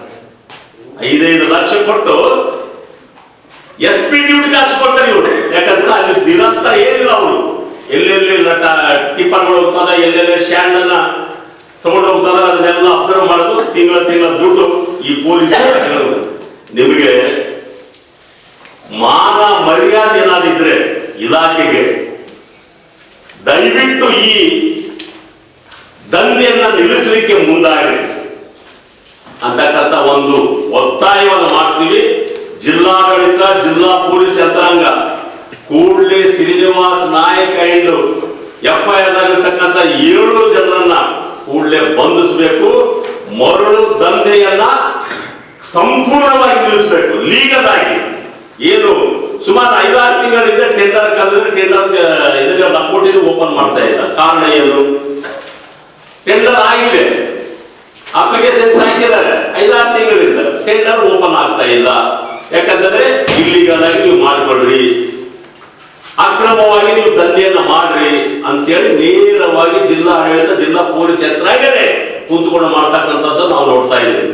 ಈ ಕಾರಣಕ್ಕಾಗಿ ನಾವು ಎಚ್ಚರಿಕೆ ಕೊಡ್ತಾ ಇದ್ದೀವಿ ಜಿಲ್ಲಾ ಪೊಲೀಸ್ ಅಧಿಕಾರಿಗಳು ಮತ್ತು ಜಿಲ್ಲಾಧಿಕಾರಿಗಳಿಗೆ. ಏನ್ ಈಗ ಹೊಸದಾಗಿ ಬಂದಿರತಕ್ಕಂಥ DG ಅವರು ಕೂಡ ಇವತ್ತು ರಾಯಚೂರಿಗೆ ಬಂದಿದ್ದಾರೆ. ನೀವು ಮಾಡಿಲ್ಲ ಅಂತಂದ್ರೆ ನಾವು ಏನು ರಾಯಚೂರಿನ ಬಹಳ ದೊಡ್ಡ ಅಭಿವೃದ್ಧಿ ಮಾಡಿದೀವಿ ಅಂತಕ್ಕಂಥ ನಿಟ್ಟಲ್ಲಿ ಉತ್ಸವ ಮಾಡಕೊಂಡಿದ್ರೆ ಸುಮಾರು 6-7 ಕೋಟಿ ರೂಪಾಯಿ ಖರ್ಚು ಮಾಡಿ ಆ ಉತ್ಸವ ಕಾರ್ಯಕ್ರಮದ ಪ್ರತಿಯೊಂದು ಕಾರ್ಯಕ್ರಮದಲ್ಲಿ ನಾವು ಕಪ್ಪು ಬಾವುಟವನ್ನ ಆಚರಿಸುವ ಮೂಲಕ ನಮ್ಮ ಪ್ರತಿಭಟನೆಯನ್ನ ನಾವು ಮಾಡ್ತೀವಿ. ದಯವಿಟ್ಟು DG ಅವರೇ ಮತ್ತು SP ಅವರೇ ಕೂಡಲೇ ಶ್ರೀನಿವಾಸ್ ನಾಯಕ್ ಅಂಡ್ ಟೀಮ್ ಅನ್ನ ಬಂಧಿಸಿ ಮರಳಿನ ದಂಧೆಯನ್ನ ಕಡಿವಾಣ ಮಾಡಬೇಕಂತಕ್ಕಂಥ ಮಾತನ್ನ ತಮ್ಮ ಮೂಲಕ ನಾನು ಕೇಳ. ಈ ಸಂದರ್ಭದಲ್ಲಿ ಸಣ್ಣ ನರಸಿಂಹ ನಾಯಕ್, ನಾಗರಾಜ್ ನಾಯಕ್, ರಾಮಕೃಷ್ಣ, ನರಸಪ್ಪ ಆಶಾಪುರ್, ರಾಜು ಸಂಗಟಿ, ರಾಮು, ಅಮರೇಶ್ ಪಾಟೀಲ್, ವಿಜಯಕುಮಾರ್ ಇದ್ದರು. ನೊಂದವರಿಗೆ, ಬಸವಳಿದವರಿಗೆ, ನಿರ್ಗತಿಕರಿಗೆ ಬೆಳಕಾದ ದಾರಿದೀಪ ಸಂಸ್ಥೆಯ ಕಾರ್ಯ ನಿಜಕ್ಕೂ ಶ್ಲಾಘನೀಯ ಎಂದು ಕಿಲ್ಲೆ ಬೃಹನ್ಮಠದ ಶ್ರೀ ಶಾಂತಮಲ್ಲ ಶಿವಾಚಾರ್ಯ ಸ್ವಾಮೀಜಿ ಹೇಳಿದರು. ಅವರಿಂದು ನಗರದ ಪಂಡಿತ ಸಿದ್ದರಾಮ ಜಂಬಲದಿನ್ನಿ ರಂಗಮಂದಿರದಲ್ಲಿ ದಾರಿದೀಪ ಸಂಸ್ಥೆಯಿಂದ ಹಮ್ಮಿಕೊಂಡಿದ್ದ ಶಿವಕುಮಾರ ಸ್ವಾಮಿಗಳ 7ನೇ ವರ್ಷದ ಪುಣ್ಯಸ್ಮರಣೆ ಕಾರ್ಯಕ್ರಮವನ್ನು ಜ್ಯೋತಿ ಬೆಳಗಿಸುವ ಮೂಲಕ ಉದ್ಘಾಟಿಸಿ ಮಾತನಾಡಿದರು. ದಾರಿದೀಪ ಸಂಸ್ಥೆಯಿಂದ ಇಂದು ಹಮ್ಮಿಕೊಂಡಿರುವ ಕಾರ್ಯಕ್ರಮ ಕಂಡಾಗ ಸಂತೋಷವೂ ಆಗುತ್ತದೆ, ಜೊತೆಗೆ ದುಃಖವೂ ಆಗುತ್ತದೆ. ಏಕೆಂದರೆ ಹಲವು ಕಾರ್ಯಕ್ರಮಗಳಿಗೆ ಹೋಗುವ ಜನರು ಇಂತಹ ಗಟ್ಟಿ ಕಾರ್ಯಕ್ರಮಗಳಿಗೆ ಕಡಿಮೆ ಪ್ರಮಾಣದಲ್ಲಿ ಬಂದಿರುವುದು ದುಃಖದ ಸಂಗತಿಯಾಗಿದೆ. ಸಮಾಜಮುಖಿ ಕಾರ್ಯಕ್ರಮಗಳನ್ನು ಮಾಡುವ ಇಂತಹ ಸಂಸ್ಥೆಗಳಿಗೆ ಪ್ರೋತ್ಸಾಹ ಸಿಗಬೇಕಿದೆ ಎಂದರು. ದಾರಿದೀಪ ಸಂಸ್ಥೆಗೆ ಕಿಲ್ಲೆ ಬೃಹನ್ಮಠದಿಂದ ಒಂದು ವಿಶೇಷ ಪ್ರಶಸ್ತಿಯನ್ನು ನೀಡಲಾಗುತ್ತದೆ ಹಾಗೂ ಮಠಾಧೀಶರ ಸಂಪೂರ್ಣ ಸಹಕಾರ ಈ ಸಂಸ್ಥೆಗೆ ಇದ್ದೇ ಇರುತ್ತದೆ ಎಂದು ಹೇಳಿದರು. ಅವರಿಗೆ ತಟ್ಟೆ ತುಂಬ ನೀಡಿ ಚೆಲ್ಲಲಿಕ್ಕೆ ಅವಕಾಶ ಮಾಡಿಕೊಡ್ತಾರೆ. ಯಾರು ಹೊಟ್ಟೆ ತುಂಬ ಊಟ ಮಾಡಲಿಕ್ಕೆ ಕುತ್ಕೊಂಡಿರ್ತಾರಲ್ಲ ಅವರಿಗೆ ಊಟಕ್ಕೆ ನೋಡೋದ್ರೆ ನಡೆ ಅಂತ ತಿಳ್ಕೊಂಡು ದೂಡುವಂತ ಜನ ನೋಡಿ ಬಹಳ ದುಃಖ ಆಗ್ತಾ ಇದೆ. ಇಂಥ ಸಂದರ್ಭದಲ್ಲಿ ಈ ದಾರಿದೀಪ ಸಂಸ್ಥೆ ಏನಿದೆಯಲ್ಲ, ನಮ್ಮ ಮಂಜುನಾಥ್ ಅಂತ ತಿಳ್ಕೊಂಡು ಒಬ್ಬರೇ ಅಲ್ಲ, ಅವರೆಲ್ಲಿರ್ತಕ್ಕಂತಹ 100 ಯುವಕರ ಪಡೆ ಏನಿದೆಯಲ್ಲ, ಇವತ್ತು ಬಸ್ ಸ್ಟ್ಯಾಂಡ್ನಲ್ಲಿ, ರೈಲ್ವೆ ಸ್ಟೇಷನ್ನಲ್ಲಿ ಅನೇಕ ನಿರ್ಗತಿಕರು. ನಮ್ಮಲ್ಲಿ ಶ್ರೀಮಂತಿಕೆ ಜಾಸ್ತಿ ಆದಂತೆಲ್ಲ ಬಡತನ ಕಮ್ಮಿ ಆಗ್ಬೇಕು. ಆದರೆ ದುರಂತ ಏನಾಗಿದೆ ಅಂತ ಕೇಳಿದ್ರೆ ಶ್ರೀಮಂತಿಕೆಯ ಜೊತೆಗೆ ಬಡತನವು ಕೂಡ ಅಷ್ಟೇ ವೇಗವಾಗಿ ಬೆಳೀತಾ ಇದೆ. ಒಂದೊತ್ತು ಊಟಕ್ಕೆ ಇಲ್ಲದ ಹಾಗೆ ಇವತ್ತು ಹಸಿವಿನಿಂದ ಬಳಲಿ ನಾನಾ ರೋಗಕ್ಕೆ ತುತ್ತಾಗಿ ಹಾಗೆ ಸಾಯ್ತಾ ಇದ್ದಾರೆ. ಅಂಥವರಿಗೆಲ್ಲ ಜೀವದಾನ ಮಾಡುವಂತಹ ಕಾರ್ಯ ಯಾವುದಾದರೂ ರಾಯಚೂರು ನಗರದಲ್ಲಿ ಮಾಡ್ತಾ ಇದೆ ಅಂತ ಕೇಳಿದ್ರೆ ಅದು ದಾರಿದೀಪ ಸಂಸ್ಥೆ. ಹೆಮ್ಮೆಯಿಂದ ಹೇಳ್ಬೋದು. ಇಂಥ ಕಾರ್ಯಕ್ರಮಗಳು ಜವಾರಿ ರೂಪದಲ್ಲಿ ನಡೀತಾ ಇದ್ರೆ ಕುರ್ಚಿಗಳು ಇಷ್ಟು ಖಾಲಿಯಾಗಿರ್ತಾ ಇದ್ದಾರೆ. ಯಾರು ಊಟ ಮಾಡ್ತಾರಲ್ಲ ಅವ್ರಿಗೆ ಊಟಕ್ಕೆ ನೀಡಿದವರು ಬಂದಿಲ್ಲ. ಯಾರು ಊಟ ಮಾಡೋದಿಲ್ಲ ಅಂಥವ್ರಿಗೆ ತಟ್ಟೆ ತುಂಬಿಸಿ ಊಟ ಮಾಡಿಸ್ತಾರಲ್ಲ ಅಂಥವರು ಬರಲಿಕ್ಕೆ ಆಗೋದಿಲ್ಲ. ಇಂಥ ಸಂದಿಗ್ಧ ಪರಿಸ್ಥಿತಿಗೆ ವರ್ಣನೆಗೆ ವೇದನೆಗೆ ಇವು ಯಾವನ್ನು ಕೂಡ ಲೆಕ್ಸದೆ ನಮ್ಮ ಮಂಜಣ್ಣ ಬಸವನಗೌಡ ಆಯಿತು, ಶ್ರೀಮತಿ ಅಶ್ವಿನಿ ಅವರೇ ಆಯಿತು, ಅವ್ರದ್ದು ಏನಿದೆಯಲ್ಲ ಪಡೆ, ಒಂದು ಪ್ಯಾರಾಮಿಲಿಟರಿ ಪಡೆ ಏನಿದೆಯಲ್ಲ, ನಾವು ವರ್ಣನೆ ಮಾಡ್ತೀವಿ ಕೊಡ್ತೀವಿ, ಅದು ಬೇರೆ ವಿಷಯ. ವರ್ಣನೆಗೆ ಲೆಕ್ಕಿಸದೆ ತಮ್ಮ ಸೇವೆಯನ್ನು ಮಾಡಿ ಎಷ್ಟು ನೂರಾರು ಮಂದಿ ಅನ್ನ, ಸಾರು, ಚಪಾತಿ. ಇದೇ ವೇಳೆ ಪದ್ಮಶ್ರೀ ಪುರಸ್ಕೃತೆ ಜೋಗತಿ ಮಂಜಮ್ಮ ಅವರು ಮಾತನಾಡಿ, ದಾರಿದೀಪ ಸಂಸ್ಥೆಯ ಹೆಸರೇ ಹೇಳುವಂತೆ ಕತ್ತಲಲ್ಲಿರುವವರಿಗೆ ಹಾದಿಯನ್ನು ತೋರುವ ದೀಪವಾಗಿರುವ ಸಂಸ್ಥೆ ಪ್ರತಿ ವಾರ ದಾಸೋಹ, ಗ್ರಾಮೀಣ ಭಾಗದಲ್ಲಿ ಸ್ವಚ್ಛತೆ ಮಾಡುತ್ತಿರುವುದು ಸಂಸ್ಥೆಯ ಅಭೂತಪೂರ್ವ ಕಾರ್ಯ, ಹೆಮ್ಮೆಯ ವಿಚಾರವಾಗಿದೆ ಎಂದರು. ಜನರು ಬೇಕಾದ್ದು ಆಡಿಕೊಳ್ಳಲಿ, ಸಂಸ್ಥೆಯ ಸಮಾಜಮುಖಿ ಕಾರ್ಯ ಹೀಗೆ ಮುಂದುವರಿಯಬೇಕು, ಸಂಸ್ಥೆಯ ಕಾರ್ಯ ಇನ್ನೂ ಹೆಚ್ಚಿನ ರೀತಿಯಲ್ಲಿ ಮುಂದುವರಿಯಲಿ, ಸಂಸ್ಥೆಗೆ ದೃಢ ಸಂಕಲ್ಪ ಇರಲಿ ಎಂದರು. ಒಳ್ಳೆ ಕೆಲ್ಸಕ್ಕೆ ಅವ್ರ ಬಾಯಿಗೆ ಅವ್ರು ಸೊಳ್ಳೆ ಮಕ್ಕಳಾಗ್ಬಿಡೋದು ಅಂತಂತ ಮಾತುಗಳನ್ನ ಆಡಿರ್ತಾರೆ. ಈಗ ಅನ್ನದಾಸೋಹ ಮಾಡ್ತಾ ಇದ್ದಾರೆ, ಎಷ್ಟು ಮಂದಿ ಆಡ್ಕೊಂಡವ್ರೇನೆ, ಎಲ್ಲ ಫೋಟೋಗೋಸ್ಕರ ಮಾಡ್ತಾ ಇದ್ದಾರೆ, ಎಲ್ಲ ಬಿಲ್ಡಪ್ಗೋಸ್ಕರ ಮಾಡ್ತಾ ಇದ್ದಾರೆ. ಎಷ್ಟು ಜನ ಆಡ್ಕೊಂಡಿರ್ತಾರೇನ? ನಮ್ಮ ಜನ ಇರೋದೇ ಆಡ್ಕೊಳ್ಳೋದಕ್ಕೆ. ನಾವು ಅಂಗಾತ ಬಿದ್ರು ಆಡ್ಕೊತಾರೆ, ಬಕ್ ಬಾಗ್ಲೆ ಬಿದ್ರು ಆಡ್ಕೊತಾರೆ, ಕುಂತರು ಆಡ್ಕೊತಾರೆ, ನಿಂತರು ಆಡ್ಕೊತಾರೆ. ಆಡ್ಕೊಳ್ಳೋರ್ಗೆ ಏನು ಕಡಿಮೆ ಇಲ್ಲ ರೀ. 10 ರೂಪಾಯಿ ಕೊಡೋದ್ರೆ ಯಾವಾಗ ಕೊಡೋದಿಲ್ಲ, ಯಾವಕ್ಕಿ ಕೊಡೋದಿಲ್ಲ. ಆಡ್ಕೊಳ್ಳೋರಂದ್ರೆ ಬೇಕಾದಂಗೆ ಆಡ್ಕೊಳ್ತಿರ್ತಾರೆ. ಅವ್ರು ಆಡ್ಕೊಳ್ತಿರ್ತಾರೆ, ನಾವು ಮಾಡೋ ಕೆಲಸ ಮಾಡ್ತಾನೆ ಇರ್ಬೇಕು. ಆನೆ ಹೋಗ್ತಾ ಇರುತ್ತೆ, ಶ್ವಾನ ಬೊಗಳ್ತಾ ಇರ್ತೈತಿ. ಆನೆಯ ರೋಮ ಒಂದು ಜುಮ್ಮನಂಗಿಲ್ಲ. 100 ನಾಯಿಗಳು ಬೊಗಳಿದ್ರು ಸಹ ಆನೆಯ ರೋಮ ಒಂದು ಜುಮ್ಮನಂಗಿಲ್ಲ. ಮಂಜು ಮತ್ತು ಮಂಜುನ ಸರಿಸರಿಗೆ ಹೇಳೋದೇನಂದ್ರೆ, ಧೈರ್ಯವಾಗಿ ಮುನ್ನುಗ್ರಿ, ಬೇಕಾದ್ ಮಾಡ್ಕೊಡ್ರಿ. ನೀವು ಇನ್ನೂ ಏನೇನು ಮಾಡ್ಬೇಕಂತ ಸಂಕಲ್ಪವನ್ನ ಮಾಡ್ಕೊಂಡಿದ್ದೀರ. ಇಷ್ಟು ಜನಕ್ಕೆ ನಿಮ್ಮ ಒಂದು ಸಮಸ್ಯೆಯಿಂದ ಚಿಕ್ಕದಾಗಿ ನಿಮ್ಮ ಯೋಗ್ಯತೆಗೆ ತಕ್ಕನಾದ ಒಂದು ಸನ್ಮಾನವನ್ನ ಮಾಡಿದ್ದೀರಿ ಎಲ್ಲರಿಗೆ. ಅದು ತುಂಬಾ ಖುಷಿ ಆಯ್ತು.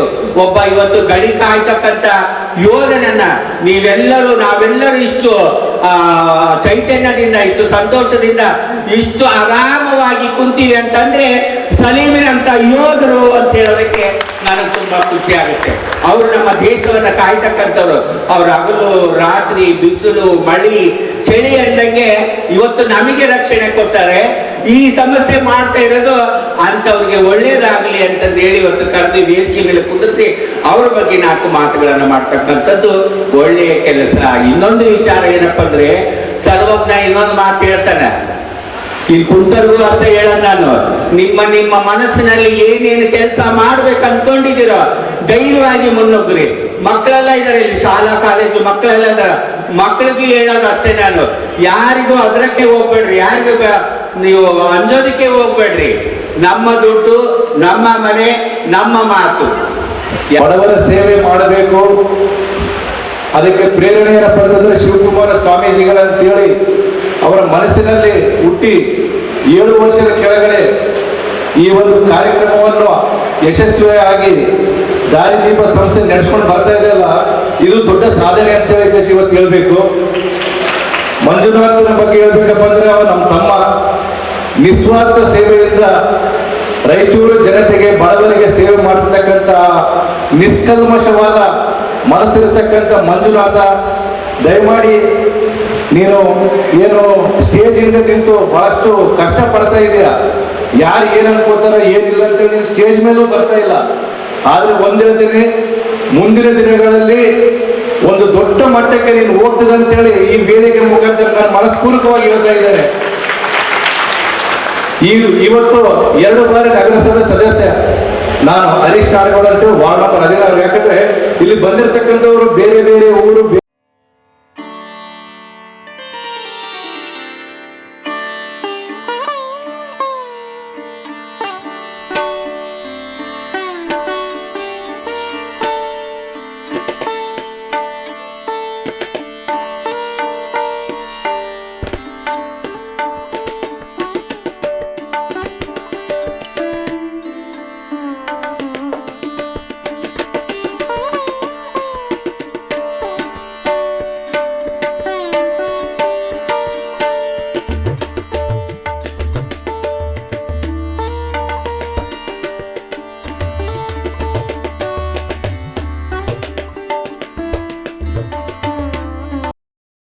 ಈ ಸಂದರ್ಭದಲ್ಲಿ ಕಲ್ಲೂರು ಗುರು ಅಡವೀಶ್ವರ ಶಿವಯೋಗಿಗಳ ಮಠದ ಶಂಭುಲಿಂಗ ಸ್ವಾಮೀಜಿ, ಪ್ರಮುಖರಾದ ಹರೀಶ್ ನಾಡಗೌಡ, ವಿಜಯ ರಾಜೇಶ್ವರಿ ಗೋಪಿಶೆಟ್ಟಿ, ಸುಮಾ ಅಶೋಕ ಗಸ್ತಿ, ರೂಪಾ ಶ್ರೀನಿವಾಸ್ ನಾಯಕ, ಸಲೀಂ, ಸಂಸ್ಥೆಯ ಅಧ್ಯಕ್ಷ ಮಂಜುನಾಥ ಸೇರಿದಂತೆ ಅನೇಕರು ಇದ್ದರು.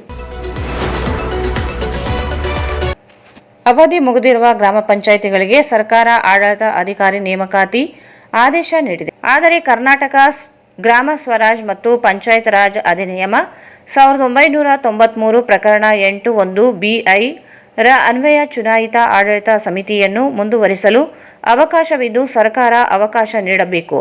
ಇಲ್ಲದೆ ಹೋದಲ್ಲಿ ಜನವರಿ 27ರಂದು ಬೆಂಗಳೂರಿನ ಫ್ರೀಡಂ ಪಾರ್ಕ್ನಲ್ಲಿ ಗ್ರಾಮ ಪಂಚಾಯಿತಿ ಸದಸ್ಯರ ಒಕ್ಕೂಟದಿಂದ ಪ್ರತಿಭಟನೆ ನಡೆಸಲಾಗುತ್ತದೆ ಎಂದು ಒಕ್ಕೂಟದ ಜಿಲ್ಲಾ ಅಧ್ಯಕ್ಷ ಶ್ರೀಧರ್ ಗೌಡ ಹೇಳಿದರು. ಅವರು ಇಂದು ಮಾಧ್ಯಮಗೋಷ್ಠಿಯನ್ನು ಉದ್ದೇಶಿಸಿ ಮಾತನಾಡಿ, 2020ರಲ್ಲಿ ಕೋವಿಡ್ ಸಂದರ್ಭದಲ್ಲಿ ಅಂದಿನ ವಿರೋಧ ಪಕ್ಷದ ನಾಯಕರಾಗಿದ್ದ ಇಂದಿನ ಮುಖ್ಯಮಂತ್ರಿ ಸಿದ್ದರಾಮಯ್ಯ ಹಾಗೂ ಕೆಪಿಸಿಸಿ ಅಧ್ಯಕ್ಷರಾಗಿದ್ದ DK ಶಿವಕುಮಾರ್ ಮಾಧ್ಯಮಗೋಷ್ಠಿ ನಡೆಸಿ 6 ತಿಂಗಳ ಗ್ರಾಮ ಪಂಚಾಯಿತಿ ಸಮಿತಿಯನ್ನೇ ಮುಂದುವರಿಸುವಂತೆ ಆಗ್ರಹಿಸಿದರು. ಅಂದು ಅವರೇ ಅಧಿಕಾರದಲ್ಲಿ ಇದ್ದು ಚುನಾವಣೆ ಸಕಾಲಕ್ಕೆ ನಡೆಸದೇ ಇರುವುದರಿಂದ ಇರುವ ಆಡಳಿತ ಮಂಡಳಿಗಳನ್ನೇ 6 ತಿಂಗಳ ಕಾಲ ಮುಂದುವರಿಸಬೇಕೆಂದರು. ಯಾಕಂದರೆ ಇದು ನಮ್ಮ ಗ್ರಾಮ ಪಂಚಾಯತ್ ಸದಸ್ಯರ ಸಮಸ್ಯೆಗಳು ಇಡೀ ನಮ್ಮ ರಾಜ್ಯದಲ್ಲಿ ಭಾಳ ಇದಾವೆ. ಈಗ ನಾವು ಈ ಗೋಷ್ಠಿ ನಡೆಸೋ ಕಾರಣ ಏನಪ್ಪ ಅಂತಂದರೆ, ನಮ್ಮ ಅವಧಿ 6 ತಿಂಗಳು ಮುಂದೆ ಆಗಬೇಕಂತ. ಈಗ ಮಾನ್ಯ ಸರ್ಕಾರ ಏನು ಮಾಡಿದೆ, ಎಲ್ಲ ಜಿಲ್ಲಾಧಿಕಾರಿಗಳಿಗೆ ಒಂದು ನೋಟಿಸ್ ಕಳಿಸಿದೆ. ಏನಂತ, ಇವು ಅವಧಿ ಮುಗಿದ ತಕ್ಷಣ ಸರ್ಕಾರಿ ಅಧಿಕಾರಿಗಳನ್ನು ನೇಮಕ ಮಾಡಿ ಅಂತೇಳಿ. ಈ ಹಿಂದೆಲ್ಲ ಆದರೂ ತಾಲೂಕು ಪಂಚಾಯತಿ, ಜಿಲ್ಲಾ ಪಂಚಾಯತಿ ಮುಂದ್ಕಾಯ್ಬಿಟ್ಟು 5 ವರ್ಷ ಆಯಿತು, ಏನೂ ನಡೆಯಲಿಲ್ಲ. ಅದೇ ಥರ ನಮ್ಮ ಗ್ರಾಮ ಪಂಚಾಯತಿ ಆಗುತ್ತನ್ನೋ ಉದ್ದೇಶಕ್ಕೆ ಈಗಾಗಲೇ 1 ತಿಂಗಳ ಮುಂಚೆ, ಎಷ್ಟು 11-10ನೇ ತಿಂಗಳು ನಾವು ಪತ್ರಿಕಾಗೋಷ್ಠಿ ನಡೆಸಿದ್ದೀವಿ. ಆದಷ್ಟು ಬೇಗನೆ ಗ್ರಾಮ ಪಂಚಾಯತಿ ಚುನಾವಣೆಗಳನ್ನು ನಡೆಸಿ ಜಿಲ್ಲಾ ಪಂಚಾಯತಿ, ತಾಲೂಕು ಪಂಚಾಯತಿ ಆದಾಗ ನಮ್ಮದು ಆಗಬಾರ್ದು. ಯಾಕಂದ್ರೆ ನಮ್ಮ ಪ್ರಜಾಪ್ರಭುತ್ವದ ವ್ಯವಸ್ಥೆ ಹದಗೆಟ್ಟು ಹೋಗ್ತದೆ. ಈ ಪ್ರಜಾಪ್ರಭುತ್ವ ಇರೋದೇ ಹಳ್ಳಿಗಳಿಂದ. ಈಗ ನಾಳೆ ನಾವು ನಮ್ಮ ಅವಧಿ ಮುಗಿದೋಗ್ತದೆ. ಮುಗಿದೋದ್ರೆ ಸರ್ಕಾರಿ ಅಧಿಕಾರಿಗಳನ್ನು ನೇಮಕ ಮಾಡಿರ್ತಾರೆ. ಅವ್ರು ಏನು ಮಾಡ್ತಾರೆ, ಅವರು ಹಳ್ಳಿಗಳಿಗೆ ಬಂದು ಏನು ಮಾಡ್ತಾರೆ? ನೀರೇನು ಬಿಡೋಕ್ಕಾಗುತ್ತಾ? ರಸ್ತೆಗಳನ್ನು ನೋಡೋಕ್ಕಾಗುತ್ತಾ? ಆ ಉದ್ದೇಶದಿಂದ ನೀವು ಚುನಾವಣೆ ನಡೆಸೋವರೆಗೂ ನಮ್ಮ ಅಧಿಕಾರ ಅವಧಿನ ಆ ಏನೋ ಒಂದು ಇದೇ ಇದೆ, ನಮಗೆ ಮುಂದಕ್ಕೆ ಹಾಕಿ 2000 ಇಸ್ವಿಯೊಳಗೆ ಮಾನ್ಯ ಈಗಿರ್ತಕ್ಕಂಥ ಮಾನ್ಯ ಮುಖ್ಯಮಂತ್ರಿಯಾದ ಸಿದ್ದರಾಮಯ್ಯ ಸಾಹೇಬರು, ನಮ್ಮದು ಉಪಮುಖ್ಯಮಂತ್ರಿಗಳಾದಂಥ DK ಶಿವಕುಮಾರ್ ಸಾಹೇಬರು ಅವಾಗ 2000 ಇಸ್ವಿಯಲ್ಲಿ ಅಪೋಸಿಷನ್ ಲೀಡರ್ ಇದ್ರು. ಅವರು ನಾವು ಹೇಳೋ ಬಯಸ್ತೇವೆ, ಅವಾಗ ಇದೇ ಥರನೇ ಈಗ ಕೋವಿಡ್ ಹಂತದಲ್ಲಿ 6 ತಿಂಗಳು ಮುಂಚೆ ಹಾಕಿ ಗ್ರಾಮ ಪಂಚಾಯತಿ ಚುನಾವಣೆ ಅಂತೇಳಿ ಇದನ್ನ ಅಧಿಕಾರನ ಕೇಳಿದ್ರು. ಅವಾಗ ಅಪೋಸಿಷನ್ ಲೀಡರ್ ಇದ್ದಾಗ ಇವರು. ಈಗ ಅದನ್ನೇ ನಾವೇನು ಮಾಡ್ತಾ ಇದ್ದೀವಿ, ನಿಮ್ಮದೇ ಸರ್ಕಾರ ಇದೆ, ಅದಕ್ಕೆ ನೀವು ಪ್ರಜಾಪ್ರಭುತ್ವ ಉಳಿವಿಗಾಗಿ ನೀವು ನಮಗೆ 6 ತಿಂಗಳು ಮುಂದಕ್ಕೆ ಹಾಕ್ರಿ ಅಂತೇಳಿ ನಮ್ಮ ಒತ್ತಾಯ. ಆಮೇಲೆ 27ಕ್ಕೆ ನಾವು ಬೃಹತ್ ಸಮಾವೇಶ ಇಟ್ಕೊಂಡಿದ್ದೀವಿ ಇಲ್ಲಿ ಬೆಂಗಳೂರಲ್ಲಿ ಫ್ರೀಡಂ ಪಾರ್ಕ್ನಲ್ಲಿ. ಇವರಾಗಿ ನಮ್ಮ ಸ್ಪಂದಿಸದೇ ಇದ್ದಾರೆ ನಮ್ಮ ಮನವಿಗೆ ನಾವು ಹೋರಾಟ ಮಾಡಬೇಕಾಗ್ತದೆ. ಒಕ್ಕೂಟದ ಸಿಂಧನೂರು ತಾಲೂಕು ಅಧ್ಯಕ್ಷ ರವಿ ಮಲ್ಲದಗುಡ್ಡ ಮಾತನಾಡಿ, ಗ್ರಾಮ ಪಂಚಾಯಿತಿಗಳಿಗೆ ಸಕಾಲದಲ್ಲಿ ಚುನಾವಣೆ ನಡೆಸುವ ಲಕ್ಷಣಗಳಿಲ್ಲ. ಸರ್ಕಾರ ಈಗಾಗಲೇ ಜಿಲ್ಲಾ ಮತ್ತು ತಾಲೂಕು ಪಂಚಾಯಿತಿಗಳ ಚುನಾವಣೆ ನಡೆಸದ ವರ್ಷಗಳು ಹುರುಳಿವೆ. ಗ್ರಾಮ ಪಂಚಾಯಿತಿಗಳ ಅವಧಿ ಮುಗಿಯುತ್ತಲೇ ಆಡಳಿತ ಅಧಿಕಾರಿಗಳನ್ನು ನೇಮಿಸಲು ಆದೇಶಿಸಲಾಗಿದೆ. ಜನರಿಗೆ ಸೌಲಭ್ಯ ಒದಗಿಸಲು ಅಧಿಕಾರಿಗಳಿಂದ ಸಾಧ್ಯವಾಗುವುದಿಲ್ಲ. ಪಂಚಾಯತ್ ರಾಜ್ ಕಾಯ್ದೆಯಲ್ಲಿ ಇರುವ ಆಡಳಿತ ಸಮಿತಿ ಮುಂದುವರಿಸಲು ಅವಕಾಶವಿದೆ. ಕೂಡಲೇ ಸರ್ಕಾರ ಆಡಳಿತಾಧಿಕಾರಿ ನೇಮಕ ರದ್ದುಗೊಳಿಸಿ ಇರುವ ಸಮಿತಿ ಮುಂದುವರಿಸುವಂತೆ ಒಕ್ಕೂಟದಿಂದ ಬೆಂಗಳೂರಿನಲ್ಲಿ ಪ್ರತಿಭಟನೆ ನಡೆಸಲಾಗುತ್ತದೆ. ನ್ಯಾಯಾಂಗ ಮೊರೆ ಹೋಗಲು ಸಹ ಚಿಂತನೆ ನಡೆಸಲಾಗುತ್ತದೆ ಎಂದರು. ಇತ್ತೀಚೆಗೆ ಇಡೀ ರಾಜ್ಯದ ಎಲ್ಲ ಗ್ರಾಮ ಪಂಚಾಯತಿ ಸದಸ್ಯರ ಅವಧಿ ಮುಕ್ತಾಯಗೊಳ್ಳುತ್ತಿದ್ದು, ಇನ್ನೇನು ಫೆಬ್ರವರಿ 2ಕ್ಕೆ, ಫೆಬ್ರವರಿ 5ಕ್ಕೆ ಕೆಲವೊಬ್ಬರು ಮಾರ್ಚ್ ತಿಂಗಳಲ್ಲಿ ಕೂಡ ಮುಗಿದರೆ, ಆ ಮುಗಿಯುವಂತ ಹಿನ್ನೆಲೆಯಲ್ಲಿ ಸರ್ಕಾರ ಮೊನ್ನೆ 12ನೇ ತಾರೀಕು ಗ್ರಾಮ ಪಂಚಾಯತಿಗಳಿಗೆ ಆಡಳಿತಾಧಿಕಾರಿಗಳನ್ನ ನೇಮಕ ಮಾಡಬೇಕು ಅಂತೇಳಿ ಒಂದು ಆದೇಶ ಹೊರಡಿಸಿದೆ ಸರ್. ಆಡಳಿತಾಧಿಕಾರಿಗಳನ್ನ ನೇಮಕ ಮಾಡಬೇಕು ಅಂತ, ಅಧಿಕಾರಿಗಳನ್ನ ಆಡಳಿತಾಧಿಕಾರಿಗಳಾಗಿ ನೇಮಕ ಮಾಡಬೇಕು ಅಂತೀವಿ. ಅದಕ್ಕೆ ನಾವು ಸರ್ಕಾರಕ್ಕೆ ಒತ್ತಾಯ ಮಾಡೋದು ಏನಂತಂದ್ರೆ, ಅವರು ಸಂವಿಧಾನದ ಕರ್ನಾಟಕ ಗ್ರಾಮ ಸ್ವರಾಜ್ ಮತ್ತು ಪಂಚಾಯತ್ ರಾಜ್ ಅಧಿನಿಯಮ 1993 ಪ್ರಕರಣ 8(1)B 2 ಅನ್ವಯ ಆಡಳಿತಾಧಿಕಾರಿಗಳನ್ನ ನೇಮಕ ಮಾಡಬೇಕಂತ ಸಂವಿಧಾನ ಹೇಳ್ತದೆ. ಅದೇ ಸಂವಿಧಾನದೊಳಗಡೆ 1993 ಪ್ರಕರಣ 8(1)B (1) ಅನ್ವಯ ಇದ್ದಂತಹ ಬಾಡಿಯವನ್ನೇ ಅಂದ್ರೆ ಇದ್ದಂತಹ ಸದಸ್ಯರನ್ನೇ ಮುಂದುವರಿಲಿಕ್ಕೆ ಸಂವಿಧಾನದೊಳಗಡೆ ಅವಕಾಶ ಇದೆ. ಹಾಗಾಗಿ ಅಧಿಕಾರಿಗಳನ್ನ ನೀವು ಮುಂದುವರಿಸಬಹುದು, ಇದ್ದಂತಹ ಬಾಡಿನ ಮುಂದುವರಿಸಿದರೆ ಅನುಕೂಲ ಆಗುತ್ತೆ. ಹಾಗಾಗಿ ನಮ್ಮನ್ನೇ 6 ತಿಂಗಳ ಕಾಲ ಮುಂದುವರಿಸ್ರಿ ಅಂತ ಹೇಳಿ ನಾವು ಸರ್ಕಾರಕ್ಕೆ ಒತ್ತಾಯವನ್ನು ಮಾಡ್ತೇವೆ. ತದನಂತರ ಮುಂದುವರೆದು ಕೋವಿಡ್ ಬಂದಾಗ ಸರ್ ತಮಗೆಲ್ಲರಿಗೂ ಗೊತ್ತಿದೆ, ಅವಾಗ ಸಿದ್ದರಾಮಯ್ಯನವರು ವಿರೋಧ ಪಕ್ಷದ ನಾಯಕರಾಗಿದ್ದರು. ಕೆಪಿಸಿಸಿ ಅಧ್ಯಕ್ಷರಾದಂತಹ ಹಿಂದಿನ ಉಪಮುಖ್ಯಮಂತ್ರಿಗಳಾದಂತಹ ಡಿ ಕೆ ಶಿವಕುಮಾರ್ ಅವರು ಮೇ 12, 2023 ಜಂಟಿ ಪತ್ರಿಕಾಗೋಷ್ಠಿ ನಡೆಸಿದ್ರು ಸರ್ ಬೆಂಗಳೂರಲ್ಲಿ. ಏನು ಗ್ರಾಮ ಪಂಚಾಯತಿಗಳು ಪ್ರಜಾಪ್ರಭುತ್ವದ ತಳಪಾಯಗಳಾಗಿದ್ದಾವೆ, ಅವುಗಳಿಗೆ ಆಡಳಿತಾಧಿಕಾರಿಗಳನ್ನ ನೇಮಿಸದೇ ಇರುವಂತದ್ದು ಆಡಳಿತ ಸಮಿತಿಯ ಅವಧಿಯನ್ನೇ 6 ತಿಂಗಳ ಕಾಲ ಮುಂದುವರಿಸಲಿ ಅಂತೇಳಿ ಅಂದಿನ ಬಿಜೆಪಿ ಸರ್ಕಾರಕ್ಕೆ ವಿರೋಧ ಪಕ್ಷ ನಾಯಕರಾಗಿರ್ತಕ್ಕಂಥ ಸಿದ್ದರಾಮಯ್ಯನವರು ಪತ್ರಿಕಾಗೋಷ್ಠಿ ಮಾಡೋದ್ರ ಮೂಲಕ ಗ್ರಾಮ ಪಂಚಾಯತಿಗಳ ಸದಸ್ಯರ ಪರವಾಗಿ ಹೇಳಿದ್ದಾರೆ. ಅದೇ ಸಿದ್ದರಾಮಯ್ಯನವರು ಇವತ್ತು ಆಡಳಿತದಲ್ಲಿದ್ದಾರೆ. ಹಾಗಾಗಿ ನಾವು ಸಿದ್ದರಾಮಯ್ಯನವರಿಗೆ ಕೇಳ್ಕೊಳ್ಳೋದಿಷ್ಟೇ, ನೀವು ಅಧಿಕಾರಿಗಳ ಮೂಲಕ ಆಡಳಿತ ನಡೆಸ್ತಕ್ಕಂಥದ್ದನ್ನ ಕೈಬಿಟ್ಟು ಇದ್ದಂತ ಬಾಡಿನೇ 6 ತಿಂಗಳ ಕಾಲ ಮುಂದುವರಿಸಲಿಕ್ಕೆ ಅನುಕೂಲ ಮಾಡಿಕೊಡಿ, ಸಂವಿಧಾನದೊಳಗಡೆ ಅವಕಾಶ ಇದೆ ಅಂತೇಳಿ ನಾವು ಸರ್ಕಾರಕ್ಕೆ ಒತ್ತಾಯ ಮಾಡ್ತಾ ಇದ್ದೀವಿ ಸರ್. ಹಾಗಾಗಿ ನಾವು ಈ ಒಂದು ಪತ್ರಿಕಾಗೋಷ್ಠಿ ಮಾಡೋದ್ರ ಮೂಲಕ ಸರ್ಕಾರಕ್ಕೆ ಒಂದು ಎಚ್ಚರಿಕೆಯನ್ನ ಕೊಡ್ತಾ ಇದ್ದೇವೆ. ಇನ್ನೇನು ನಮ್ಮ ಜಿಲ್ಲೆ ರಾಯಚೂರು ಜಿಲ್ಲೆಯದು ನರೇಗಾ ಸಾಮಗ್ರಿ ಮೊತ್ತ ಬರೋದಾದ್ರೆ 47,30,71,000 ರೂಪಾಯಿ ರಾಯಚೂರು ಜಿಲ್ಲೆಯದು ನರೇಗಾ ಯೋಜನೆ ಸಾಮಗ್ರಿ ಮೊತ್ತ ಬಿಡುಗಡೆ ಆಗಬೇಕಾಗಿದೆ ಸರ್. ಇವತ್ತಿನವರೆಗೂ ಬಿಡುಗಡೆ ಆಗಿಲ್ಲ. ಈಗ ಮತ್ತೆ ನರೇಗಾ ಯೋಜನೆಯಲ್ಲಿ ಕಾಮಗಾರಿಗಳನ್ನ ಮಾರ್ಚ್ ಒಳಗಡೆ ಮುಗಿಸಬೇಕಾಗಿದೆ ಕ್ರಿಯಾಯೋಜನೆಯಲ್ಲಿರ್ತಕ್ಕಂಥದ್ದು. ಈಗ ನರೇಗಾ ಕೂಲಿ ಕಾರ್ಮಿಕರಿಗೆ 100 ಮಾನವ ದಿನಗಳನ್ನು ಕೊಡಬೇಕಾಗಿದೆ. ಆದ್ರೆ ಆನ್ ಗೋಯಿಂಗ್ ಅಂತಕ್ಕಂತಹ ಒಂದು ಕಂಪ್ಯೂಟರ್ ಮ್ಯಾಟರ್ ಅನ್ನ ಜಿಲ್ಲಾ ಪಂಚಾಯತಿಯಲ್ಲಿ ಆನ್ ಗೋಯಿಂಗ್ ಕೊಡ್ತಾರೆ ಸರ್. ಆ ಆನ್ ಗೋಯಿಂಗ್ ಅಂತಕ್ಕಂಥ ಆಪ್ಷನ್ ಅನ್ನೇ ಇವತ್ತು ತೆಗೆದಿದ್ದಾರೆ. ಅದು ತೆಗೆದ್ರೆ ಮುಂದೆ ಕೆಲಸ ಮಾಡ್ಲಿಕ್ಕೆ ಬರೋದಿಲ್ಲ. 100 ಮಾನವ ದಿನಗಳು ನಾವು ಗ್ರಾಮ ಪಂಚಾಯತಿ ವತಿಯಿಂದ ಜನ ಕೂಲಿ ಕಾರ್ಮಿಕರಿಗೆ ಹೆಂಗ್ ಕೊಡಬೇಕು, ಇದು ವಿಚಿತ್ರ ಘಟನೆಗಳು ನಡೀತಿರೋದು ಗ್ರಾಮ ಪಂಚಾಯತಿ ಮಾಡ್ತಾ ಇದೆ. ಆದ್ರೆ ಸುದ್ದಿನೇ ಆಗ್ತಿಲ್ಲ. ನಾವು ಯಾರ ಪರ ಯಾರನ್ನ ಕೇಳಬೇಕು ಅನ್ನೋದೇ ಗೊತ್ತಾಗ್ತಿಲ್ಲ. ನಮ್ಮ ಮೇಲಿನ ಹಂತದ ಐಎ ಆಫೀಸರ್ಗಳಾದ್ರೆ IAS ಆಫೀಸರ್ ಅಂತಾನೆ ಬರ್ಬೇಕು ಗ್ರಾಮ ಪಂಚಾಯತಿ. ಯಾಕಂದ್ರೆ ನಮ್ಮ ಮೇಲೆ ತಾಲೂಕ್ ಪಂಚಾಯತಿ ಬಾಡಿ ಇಲ್ಲ, ಜಿಲ್ಲಾ ಪಂಚಾಯತಿ ಬಾಡಿ ಇಲ್ಲ. ಹಿಂಗಾದ್ರೆ ನಾವು ಯಾರು ಕೇಳಬೇಕು ಅನ್ನೋದೇ ನಮ್ಮ ದೊಡ್ಡ ಯಕ್ಷ ಪ್ರಶ್ನೆ ಆಗಿದೆ. ಹಾಗಾಗಿ ನಾವು ಸರ್ಕಾರಕ್ಕೆ ಬಹಳ ದೊಡ್ಡದಾಗಿ ಒತ್ತಾಯ ಮಾಡೋದಿಷ್ಟೇ ಸರ್. ಈ ಸಂದರ್ಭದಲ್ಲಿ ಗ್ರಾಮ ಪಂಚಾಯಿತಿ ಅಧ್ಯಕ್ಷರುಗಳಾದ ರಂಗನಗೌಡ, ಹುಸೇನಪ್ಪ, ಬುಡ್ಡಪ್ಪ, ಹುಸೇನಪ್ಪ, ಇಜೆ ಹೊಸಳ್ಳಿ, ಲಕ್ಷ್ಮೀಕಾಂತರಾವ್ ಗೋರೆಬಾಳ್, ರಮೇಶ್ ಮುಕುಂದ, ಬಸವರಾಜ್ ಇದ್ದರು. ಈಗ ಜಾಹೀರಾತು. ಶ್ರೀ ರಾಘವೇಂದ್ರ ತುಪ್ಪ, ಶ್ರೀ ರಾಘವೇಂದ್ರ ಘೀ, ಶ್ರೀ ರಾಘವೇಂದ್ರ ತುಪ್ಪ, ಶ್ರೀ ರಾಘವೇಂದ್ರ ಘೀ, Paramount Electricals, dealers in all kinds of electrical goods, fans and LED products.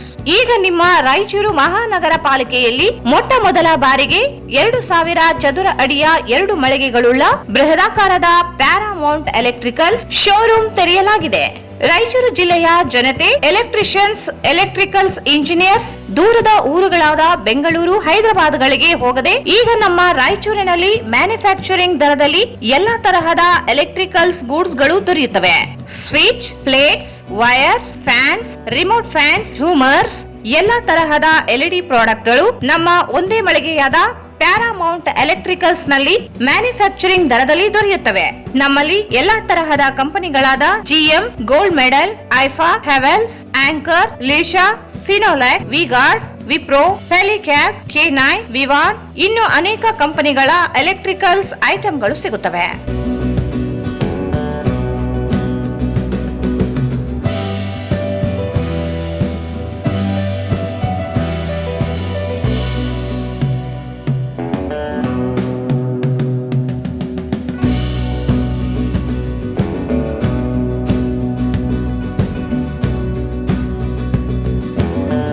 ಸಂಪರ್ಕಿಸಿ Paramount electricals, dealers in all kinds of electricals, goods, fans and LED products, near Mahavir Chowk, Loharwadi, MG road, Raichur. Mobile 8861382770. Bharat furnitures ರಾಯಚೂರಿನಲ್ಲಿ ಮೊಟ್ಟ ಮೊದಲ ಬಾರಿಗೆ 3 ಮಳಿಗೆ ಒಳಗೊಂಡ ಬೃಹತ್ ಆಕಾರದ furniture showroom. We have a office, household and all types of furnitures. Dealers in wooden cot, dining table, sofa set, dressing table, computer table, tea tables, office chairs, steel almirah, wardrobe, TV stands, glassware items, sleepwell products, Dandro cello chairs, Supreme sofa set, Doco set furnitures, Sri Steel Furnitures.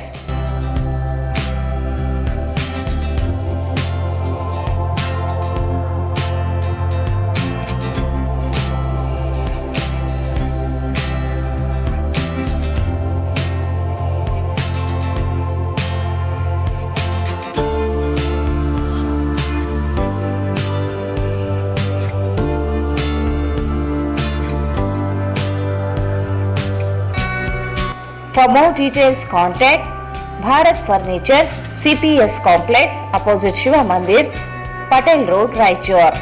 Mobile 9880024095.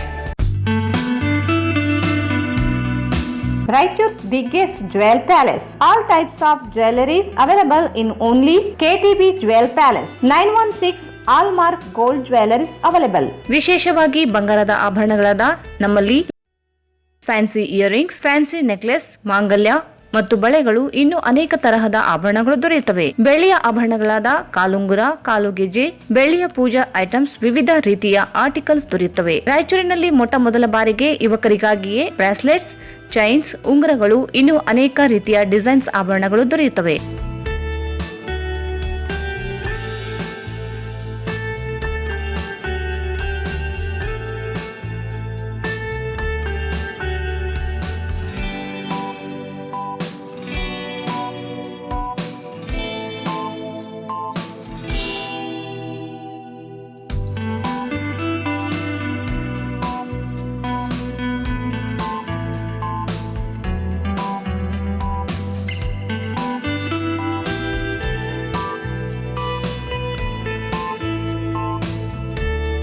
Visit KTB Jewel Palace, Udayanagar, Station Road, Raichur. Mobile 8123535300. ಮತ್ತೊಮ್ಮೆ ವಾರ್ತೆಗಳಿಗೆ ಸ್ವಾಗತ.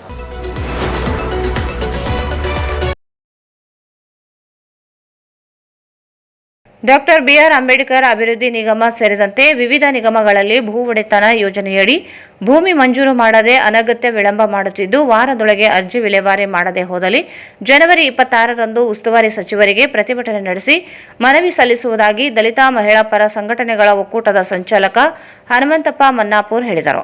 ಅವರು ಇಂದು ಮಾಧ್ಯಮಗೋಷ್ಠಿಯನ್ನು ಉದ್ದೇಶಿಸಿ ಮಾತನಾಡಿ, ಅನೇಕ ನಿಗಮಗಳಲ್ಲಿ ಭೂ ಒಡೆತನ ಯೋಜನೆಯಡಿ 2 ಎಕರೆ ಭೂಮಿ ಮಾಡಲು ಅರ್ಜಿಗಳನ್ನು ಹಾಕಿರುವ ಫಲಾನುಭವಿಗಳು ನಿತ್ಯವೂ ಕಚೇರಿಗೆ ಅಲೆಯುವಂತಾಗಿದೆ. ಯಾವ ನಿಗಮದಲ್ಲಿಯೂ ಅರ್ಜಿಗಳನ್ನು ವಿಲೇವಾರಿ ಮಾಡುತ್ತಿಲ್ಲ. 2023 ಅಕ್ಟೋಬರ್ 4ರಂದು ದೇದುರ್ಗಕ್ಕೆ ಆಗಮಿಸಿದ ಮುಖ್ಯಮಂತ್ರಿ ಸಿದ್ದರಾಮಯ್ಯನವರಿಗೆ ಮನವಿ ನೀಡಲಾಗಿತ್ತು. ಮುಖ್ಯಮಂತ್ರಿಗಳು ಸಂಬಂಧಿಸಿದವರಿಗೆ ಸೂಚನೆ ನೀಡಿ ಜಿಲ್ಲಾಧಿಕಾರಿಗಳ ಅಧ್ಯಕ್ಷತೆಯಲ್ಲಿ ಸಮಿತಿ ರಚಿಸಿ ಭೂ ಹಂಚಿಕೆ ಮಾಡಲು ಆದೇಶ ಮಾಡಿದ್ದರು. ಇಂದಿಗೂ ಭೂ ಒಡೆತನ ಅರ್ಜಿಗಳ ವಿಲೇವಾರಿಯಾಗದೆ ಉಳಿದಿವೆ. 2025ರಲ್ಲಿ ಅಕ್ಟೋಬರ್ 28ರಂದು ಸಮಾಜ ಕಲ್ಯಾಣ ಸಚಿವರು ಸಹ ಆದೇಶ ಮಾಡಿದ್ದಾರೆ. ಆದರೂ ಜಿಲ್ಲಾ ವ್ಯವಸ್ಥಾಪಕರು ಅರ್ಜಿ ವಿಲೇವಾರಿ ಮಾಡುತ್ತಿಲ್ಲ. ಸಿಎಂ ಸಚಿವರು ಆದೇಶಕ್ಕೂ ಬೆಲೆ ಇಲ್ಲದೆ ಹೋಗಿದೆ. ಕೂಡಲೇ ಅರ್ಜಿಗಳನ್ನು ವಿಲೇವಾರಿ ಮಾಡದೆ ಹೋದರೆ ಪ್ರತಿಭಟನೆ ನಡೆಸುವುದಾಗಿ ಹೇಳಿದರು. ಸುಮಾರು 6-7 ವರ್ಷಗಳಿಂದ ನೆನೆಗುದಿಗೆ ಬಿದ್ದಿರುವ ಭೂ ಒಡೆತನ ಯೋಜನೆಯಲ್ಲಿ ಹಲವಾರು ಆದಿಜಂಬ ನಿಗಮದಲ್ಲಾಗಿರ್ಬೋದು, ಅಂಬೇಡ್ಕರ್ ನಿಗಮದಲ್ಲಾಗಿರ್ಬೋದು, ಪಂಚಾಯತ್ ನಿಗಮದಲ್ಲಾಗಿರ್ಬೋದು ಹಲವಾರು ಫಲಾನುಭವಿಗಳು ಅರ್ಜಿ ಹಾಕಿ 6 ವರ್ಷಗಳಿಂದ ಕಾರ್ಯಾಲಯಕ್ಕೆ ತಿರುಗಿ ಮುಂದೆ ಹೋಗಿದ್ದಾರೆ. ಒಂದು ವರ್ಷ 2023 ಸ್ವಲ್ಪ ಮೈಕಿಂದ ಅಷ್ಟು ಮಾತು 2023ರಲ್ಲಿ ಈ ರಾಜ್ಯದ ಮುಖ್ಯಮಂತ್ರಿಯಾದಂತಹ ಮಾನ್ಯ ಸಿದ್ದರಾಮಯ್ಯನವರು ಜನತಾ ದರ್ಶನ ಮಾಡುವಾಗ ನಮ್ಮ ದೇವದುರ್ಗ ತಾಲೂಕಿನಿಂದ ಹಲವಾರು ಫಲಾನುಭವಿಗಳು ಹೋಗಿ ಜನತಾ ದರ್ಶನದಲ್ಲಿ ಕೂಡ ಮನವಿ ಪತ್ರ ಕೊಟ್ಟಿದ್ದಾರೆ. ಮನವಿ ಪತ್ರ ಕೊಟ್ಟ ನಂತರ ಅಲ್ಲಿ ರಾಜ್ಯದಲ್ಲಿ MD ಅವ್ರನ್ನ ಕರೆಸಿ ಅವರಿಗೆ ತಲಾ 2 ಎಕರೆ ಭೂಮಿ ಮಂಜೂರು ಮಾಡಿಸಿಕೊಡ್ಬೇಕಂತೇಳಿ ಅರ್ಜಿ ಹಾಕಿದ್ದಾರೆ. ನೀವು ಆಯಾ ಜಿಲ್ಲಾಧಿಕಾರಿಗಳಿಗೆ ನೀವು ಆದೇಶ ಮಾಡಬೇಕಂತೇಳಿ ಲಿಖಿತವಾಗಿ ರೂಪದಲ್ಲಿ ಆದೇಶ ಪತ್ರ ಕಳಿಸಿದ್ರು ಕೂಡ ಇಲ್ಲಿವರೆಗೆ ಜಿಲ್ಲಾ ಅಂಬೇಡ್ಕರ್ ಅಭಿವೃದ್ಧಿ ವ್ಯವಸ್ಥಾಪಕರು ಅದರ ಬಗ್ಗೆ ಮೌನ ವಹಿಸಿರುವುದು ನಾವು ಖಂಡಿಸ್ತೀವಿ. ಯಾಕಪ್ಪ ಅಂತಂದ್ರೆ ಎಲ್ಲ ಫಲಾನುಭವಿಗಳು ಬಹಳ ಕಡಬಡವರಾಗಿದ್ದು ಪೂರಾ ನಿರ್ಗತಿಕರಾಗಿದ್ದು ಅವರು ಒಂದೇ 2 ಎಕರೆ ಭೂಮಿ ಕೊಟ್ಟರೆ ಅದರಲ್ಲಿ ಸಾಗುವಳಿ ಮಾಡಿ ತಮ್ಮ ಕುಟುಂಬ ಉಪಜೀವನ ಸಾಗಿಸುವಂತ ಪರಿಸ್ಥಿತಿ ಅವರಿಗೆ ಇದೆ. ದಿನ ಕೂಲಿ ನಾಲಿ ಮಾಡಿ ಅವರು ಬದುಕುವಂತ ಜನ. ನೀವೇನಾದಂತ ಲೋಪದೋಷ ಕಂಡು ಬಂದ್ರೆ ಈ ಸ್ಥಳ ಪರಿಶೀಲನೆ ಮಾಡಿ GPS ಮಾಡಿಸಿ ಇವರಿಗೆ ಭೂಮಿ ಇದೆಯೋ ಇಲ್ಲವೋ ಅಂತ ಪರಿಗಣಿಸಿ ಅಂಥವ್ರನ್ನ ನೀವು ಗುರುತಿಸಿ ನೀವು ಕೊಡಬೇಕಾಗಿದೆ. ನಾವು ಮಾನ್ಯ ಜಿಲ್ಲಾಧಿಕಾರಿಗಳಿಗೆ ಈ ಪತ್ರಿಕೆಗೋಷ್ಠಿ ಮೂಲಕ ಎಚ್ಚರಿಸ್ತಾ ಇದ್ದೀವಿ. 1 ವಾರದೊಳಗೆ ನೀವು ಎಲ್ಲ ನಿಗಮದ ಅಧಿಕಾರಿಗಳನ್ನು ಕರೆದು ಕಮಿಟಿ ಮಾಡಿ ಏನಪ್ಪ ಅಂದ್ರ ಫಲಾನುಭವಿಗಳು ಏನಪ್ಪ ಅಂದ್ರ ಮಂಜೂರು ಮಾಡಬೇಕು. ಒಂದು ವೇಳೆ ಏನಾದರೂ ನೀವು ಬೇಜವಾಬ್ದಾರಿ ತೋರಿದ್ದೆ ಆದರೆ ನಾವು ಜನವರಿ 26ರಂದು ಮಾನ್ಯ ಜಿಲ್ಲಾ ಉಸ್ತುವಾರಿ ಮಂತ್ರಿಗಳಿಗೆ ಕೂಡ ನಾವು ಪ್ರತಿಭಟನೆ ಮೂಲಕ ಅವ್ರಿಗೆ ಕೂಡ ಎಚ್ಚರಿಸ್ತೇವೆ. ಹಾಗಾಗಿ ಇವತ್ತು ನಾವು ಜಿಲ್ಲಾಧಿಕಾರಿಗಳು ಸುಮಾರು ಸಲ ಮನವಿ ಪತ್ರ ಕೊಟ್ಟರು ಕೂಡ ಅವ್ರು ಬರೀ ಆರೈಕೆ ಉತ್ತರ ಕೊಟ್ಟಿದ್ದ ಹೊರತಾಗಿ ಯಾವುದೇ ಕಾರ್ಯಕ್ರಮಕ್ಕೆ ಬಂದಿಲ್ಲ.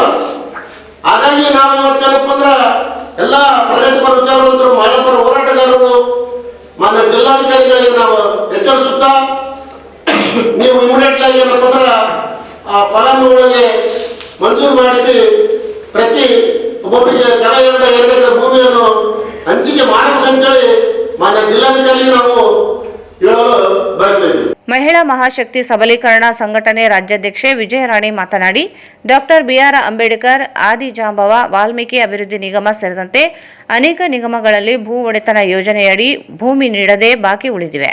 ಅನೇಕ ಸಂದರ್ಭದಲ್ಲಿ ಮನವಿ ಮಾಡಿದರೂ ಯಾವುದೇ ಪ್ರಯೋಜನವಾಗಿಲ್ಲ. ಕೂಡಲೇ ವಿಲೇವಾರಿಗೆ ಮುಂದಾಗದೆ ಹೋದಲ್ಲಿ ಹೋರಾಟ ನಡೆಸುವುದಾಗಿ ಹೇಳಿದರು. ಫಲಾನುಭವಿಗಳು ಸುಮಾರು 7-8 ವರ್ಷಗಳಿಂದ ಅದರ ದಾರಿ ಎದುರು ನೋಡ್ತಾನೆ ಇದ್ದಾರೆ. ದಲಿತರಿಗೆ, ಬಡವರಿಗೆ, ಕೂಲಿ ಕಾರ್ಮಿಕರಿಗೆ ಯಾವುದೇ ರೀತಿಯಲ್ಲಿ ಕೂಡ ಭೂ ಒಡೆತನದಲ್ಲಿ ಆಗಿರ್ಬೋದು, ಭೂ ಇಲಾಖೆಗೆ ಸಂಬಂಧಪಟ್ಟಂಗೆ ಒಬ್ಬರಿಗೆ ಕೂಡ ಭೂಮಿ ಮಂಜೂರು ಆಗಿಲ್ಲ. 10 ವರ್ಷಗಳ ಕೆಳಗೆ ಆದಂಥ ಭೂಮಿ ಮಂಜೂರಲ್ಲಿ ಮೊನ್ನೆ ತಾನೇ ಯಾರು ಮೊದಲೇ ಇರ್ತಕ್ಕಂಥ DC ಅವರು ಒಂದು ಕಮಿಟಿ ಮಾಡಿದ್ದಾರೆ. ಸುಮಾರು ಒಂದು 3-4 ವರ್ಷಗಳ ಕೆಳಗೆ ಆ ಕಮಿಟಿಯಲ್ಲಿ 2017 ಮತ್ತು 2021 ಸಾಲಿನವರೆಗೆ ಇರ್ತಕ್ಕಂಥ ಕೆಲವು ಭೂಮಿಗಳನ್ನ ಮಂಜೂರಿಗೆ ಆದೇಶ ಮಾಡಿದ್ರು. ಸೊ ಅಲ್ಲಿಂದ ಹಿಡಿದು ಇಲ್ಲಿವರೆಗೂ ಯಾವುದೇ ಕಮಿಟಿಗಳು ಜಿಲ್ಲಾ ಕಮಿಟಿಗಳಾಗ ಜಿಲ್ಲಾಧಿಕಾರಿಗಳಾಗಿರ್ಬೋದು, ಜಿಲ್ಲಾ ವ್ಯವಸ್ಥಾಪಕರಾಗಿರ್ಬೋದು, ಅದಕ್ಕೆ ಸಂಬಂಧಪಟ್ಟ ಏನು ನಮ್ಮ ಇದು ಮಿನಿಸ್ಟರ್ಗಳು, ಮಂತ್ರಿಗಳು ಯಾವುದೇ ರೀತಿ ಅದಕ್ಕೆ ಕೈಗೆತ್ತಿಕೊಂಡಿಲ್ಲ. ಏನ್ ಮಾಡ್ತಾ ಇದಾರೆ ಅಂತ ಅನ್ನೋದು ಇವತ್ತು ಜನರಿಗೆ ಪ್ರಶ್ನೆ ಆಗಿದೆ. ಯಾಕಂತಂದ್ರೆ ಅವರು ಫೈಲ್ಗಳನ್ನ ಹಿಡ್ಕೊಂಡು ಓಡಾಡಿ ಸುಸ್ತಾಗ್ಬಿಟ್ಟಿದ್ದಾರೆ. ಇದು ಬಿದ್ದುದೆಲ್ಲ ಕಳ್ಕೊಂಡಿದ್ದಾರೆ. ಈಗಾಗಲೇ ಲಕ್ಷಾನುಗಟ್ಟಲೆ ದುಡ್ಡನ್ನು ಕೂಡ ಅವ್ರು ಕಳ್ಕೊಂಡಿದ್ದಾರೆ. ಹೆಂಗಂದ್ರೆ ಇವತ್ತು ಬರೀ ನಾಳೆ ಆ ಸಾವಿರ ಸಿಗೋದಲ್ಲ, ಈ ಸಾವಿರ ಸಿಗೋದಲ್ಲ, ಹೋಗ್ತಾರ ನಮ್ಮ ಜಿಲ್ಲೆಯ ಪರಿಸ್ಥಿತಿ ನೊಂದಂತ ಏನು ಬಡ ಜನರ ಪರಿಸ್ಥಿತಿಯನ್ನ ನಾವು ಎದುರಿಸ್ತಕ್ಕಂಥ ವ್ಯವಸ್ಥೆಯನ್ನ ನಾವು ನೋಡ್ತಾ ಇದ್ವಿ. ಇಲ್ಲಿ ಎಚ್ಚರಿಕೆಯನ್ನ ಕೊಡ್ತಾ ಇದ್ವಿ. ನೀವೇನು ಇವತ್ತು ನಿರ್ಧಾರಗಳನ್ನ ಜಿಲ್ಲಾಧಿಕಾರಿಗಳು, ಜಿಲ್ಲಾಡಳಿತ ನಿಗಮಗಳಲ್ಲಿರ್ತಕ್ಕಂಥ ವ್ಯವಸ್ಥಾಪಕರು ಆ ನಿರ್ಧಾರಗಳನ್ನ ಬದಲಾಯಿಸದಿದ್ದಾರೆ. ನೀವೇನಾದ್ರೂ ಕಮಿಟಿಗಳನ್ನ ರಚನೆ ಮಾಡಲು ಮುಂದಾಗದಿದ್ದರೆ ಹೋರಾಟಗಳು ನಿರಂತರ ಆಗ್ಬೇಕಾಗುತ್ತಾ. ಭೂಮಿ ಮಂಜೂರಿಗೆ ಭೂಮಿಗಳು ಆಲ್ರೆಡಿ ಇದಾವೆ. ಮಾಲೀಕರುಗಳು ಮತ್ತು ಏನು ಫಲಾನುಭವಿಗಳ ಒಂದು ಮುಖಾಮುಖ ಒಪ್ಪಂದದಲ್ಲಿ ಸಾಕಷ್ಟು ಭೂಮಿಯನ್ನ ನಮ್ಮ ನಿಗಮಗಳಿಗೆ ಫೈಲ್ಗಳ ಮುಖಾಂತರ ಯಾವ ರೀತಿ ಅದರ ಒಂದು ನಿಯಮಬದ್ಧವಾಗಿ ಮಾಡಬೇಕು ಅದನ್ನು ಮಾಡಿದ್ದಾರೆ. ಆದ್ರೆ ಅದನ್ನ ಅರ್ಧಕ್ಕೆ ನಿಲ್ಲಿಸ್ತಕ್ಕಂಥ ವ್ಯವಸ್ಥೆ ಯಾಕೆ ನಮ್ಮ ಜಿಲ್ಲೆಯಲ್ಲಿ ವಿಳಂಬ ಆಗ್ತಾ ಇದೆ ಅನ್ನೋ ನಮ್ಮ ಒಂದು ಪ್ರಶ್ನೆ ಆಗುತ್ತೆ. ಅದನ್ನ ಈಗ ಮುಂದುವರೆದು ಈ ಜನವರಿ 26 ನಮ್ಮ ಸಹೋದರರು ಹೇಳಿದಂಗೆ ಏನಾದರೂ ಕೈಗೆತ್ತಿಕೊಂಡಿಲ್ಲ, ಈ ಭೂಮಿಗಳ ಮಂಜೂರು ಮಾಡಕ್ಕೆ ಕಮಿಟಿಗಳ ರಚನೆ ಮಾಡಕ್ಕೆ ಜಿಲ್ಲಾಧಿಕಾರಿಗಳು ಮುಂದಾಗಿಲ್ಲ ಅಂದ್ರೆ ಹೋರಾಟಗಳು ನಿರಂತರ ಆಗ್ತಾವ. ಈ ಒಂದು ಹೋರಾಟಗಳ ನಿರ್ಲಕ್ಷ್ಯ ಮಾಡಿದ್ರೆ ಅದು ನಿಮ್ಮ ಒಂದು ಮೂರ್ಖತನ ಅಂತ ಹೇಳ್ತೀವಿ. ಯಾಕಂತಂದ್ರೆ ಈ ಸಂದರ್ಭದಲ್ಲಿ ಕರಿಯಪ್ಪ ತೋಳದಿನ್ನಿ, ಹನುಮೇಶ್ ಹೊಸಪೇಟೆ, ಎಸ್ ತಿಮ್ಮಪ್ಪ, ವೆಂಕಟೇಶ್ ಸೇರಿದಂತೆ ಇತರರು ಇದ್ದರು. 50ನೇ ಶರಣ ಚಿಂತನ ಗೋಷ್ಠಿ ಸಾನ್ನಿಧ್ಯ ವಹಿಸಿ ಮಾತನಾಡಿದ ಮಠಮಾರಿ ಶಿವಾನಂದ ಮಠದ ಪೂಜ್ಯ ಗುರುಗಳಾದ ಜ್ಞಾನಾನಂದ ಸ್ವಾಮೀಜಿಗಳು ಮಾತನಾಡಿ, ಮಾರುತಿ ನಗರದಲ್ಲಿ ಶ್ರೀಗಿರಿ ಅಭಯ ಆಂಜನೇಯ ಸ್ವಾಮಿ ಮಂದಿರ ನಿರ್ಮಿಸಿ ಸುಂದರ ಪರಿಸರದಲ್ಲಿ ಹಲವಾರು ಕಾರ್ಯಕ್ರಮಗಳ ಜೊತೆಯಲ್ಲಿ ಶರಣ ಚಿಂತನ ಗೋಷ್ಠಿ ಕಾರ್ಯಕ್ರಮ ಹಮ್ಮಿಕೊಂಡು ಬರುತ್ತಿರುವುದು ತುಂಬಾ ಶ್ಲಾಘನೀಯವಾಗಿದೆ. 12ನೇ ಶತಮಾನದ ಬಸವಣ್ಣ ರಾದಿಯಾಗಿ ಅನೇಕ ಶರಣರು ತಮ್ಮ ಕಾಯಕ ಮಾಡಿ ಅನುಭವ ಮಂಟಪದಲ್ಲಿ ಶರಣರು ತಮ್ಮ ವಚನಗಳ ಮೂಲಕ ಸಮಾಜದಲ್ಲಿನ ಅಂಕುಡೊಂಕುಗಳನ್ನು ತಿದ್ದುವುದರ ಜೊತೆಗೆ ಸಮಾಜದ ಕಟ್ಟುಪಾಡುಗಳ ಮೌಢ್ಯಾಚರಣೆಗಳ ಬಗ್ಗೆ ಸಮಾಜವನ್ನು ನಿರ್ಮಿಸುವ ಕೆಲಸ ಅನುಭವ ಮಂಟಪದಲ್ಲಿ ನಡೆಯುತ್ತಿತ್ತು. ಅದೇ ಮಾದರಿಯಲ್ಲಿ ಮಾರುತಿ ನಗರದ ಶ್ರೀಗಿರಿ ಅಭಯ ಆಂಜನೇಯ ಸ್ವಾಮಿ ದೇವಸ್ಥಾನದಲ್ಲಿ ಪ್ರತಿ ಅಮಾವಾಸ್ಯೆ ದಿನದಂದು ಶರಣರ ಜೀವನವನ್ನಾಧರಿಸಿದ ವಿಷಯಗಳನ್ನು ಕುರಿತು ಚಿಂತನ ಮಂಥನ ಮಾಡಿ ಜನರ ಮನಸ್ಥಿತಿ ಮತ್ತು ಸಾಮರಸ್ಯ ಜೀವನ ನಡೆಸುವ ಮಹತ್ ಕಾರ್ಯ ಇದಾಗಿದೆ ಎಂದು ಹರ್ಷ ವ್ಯಕ್ತಪಡಿಸಿದರು.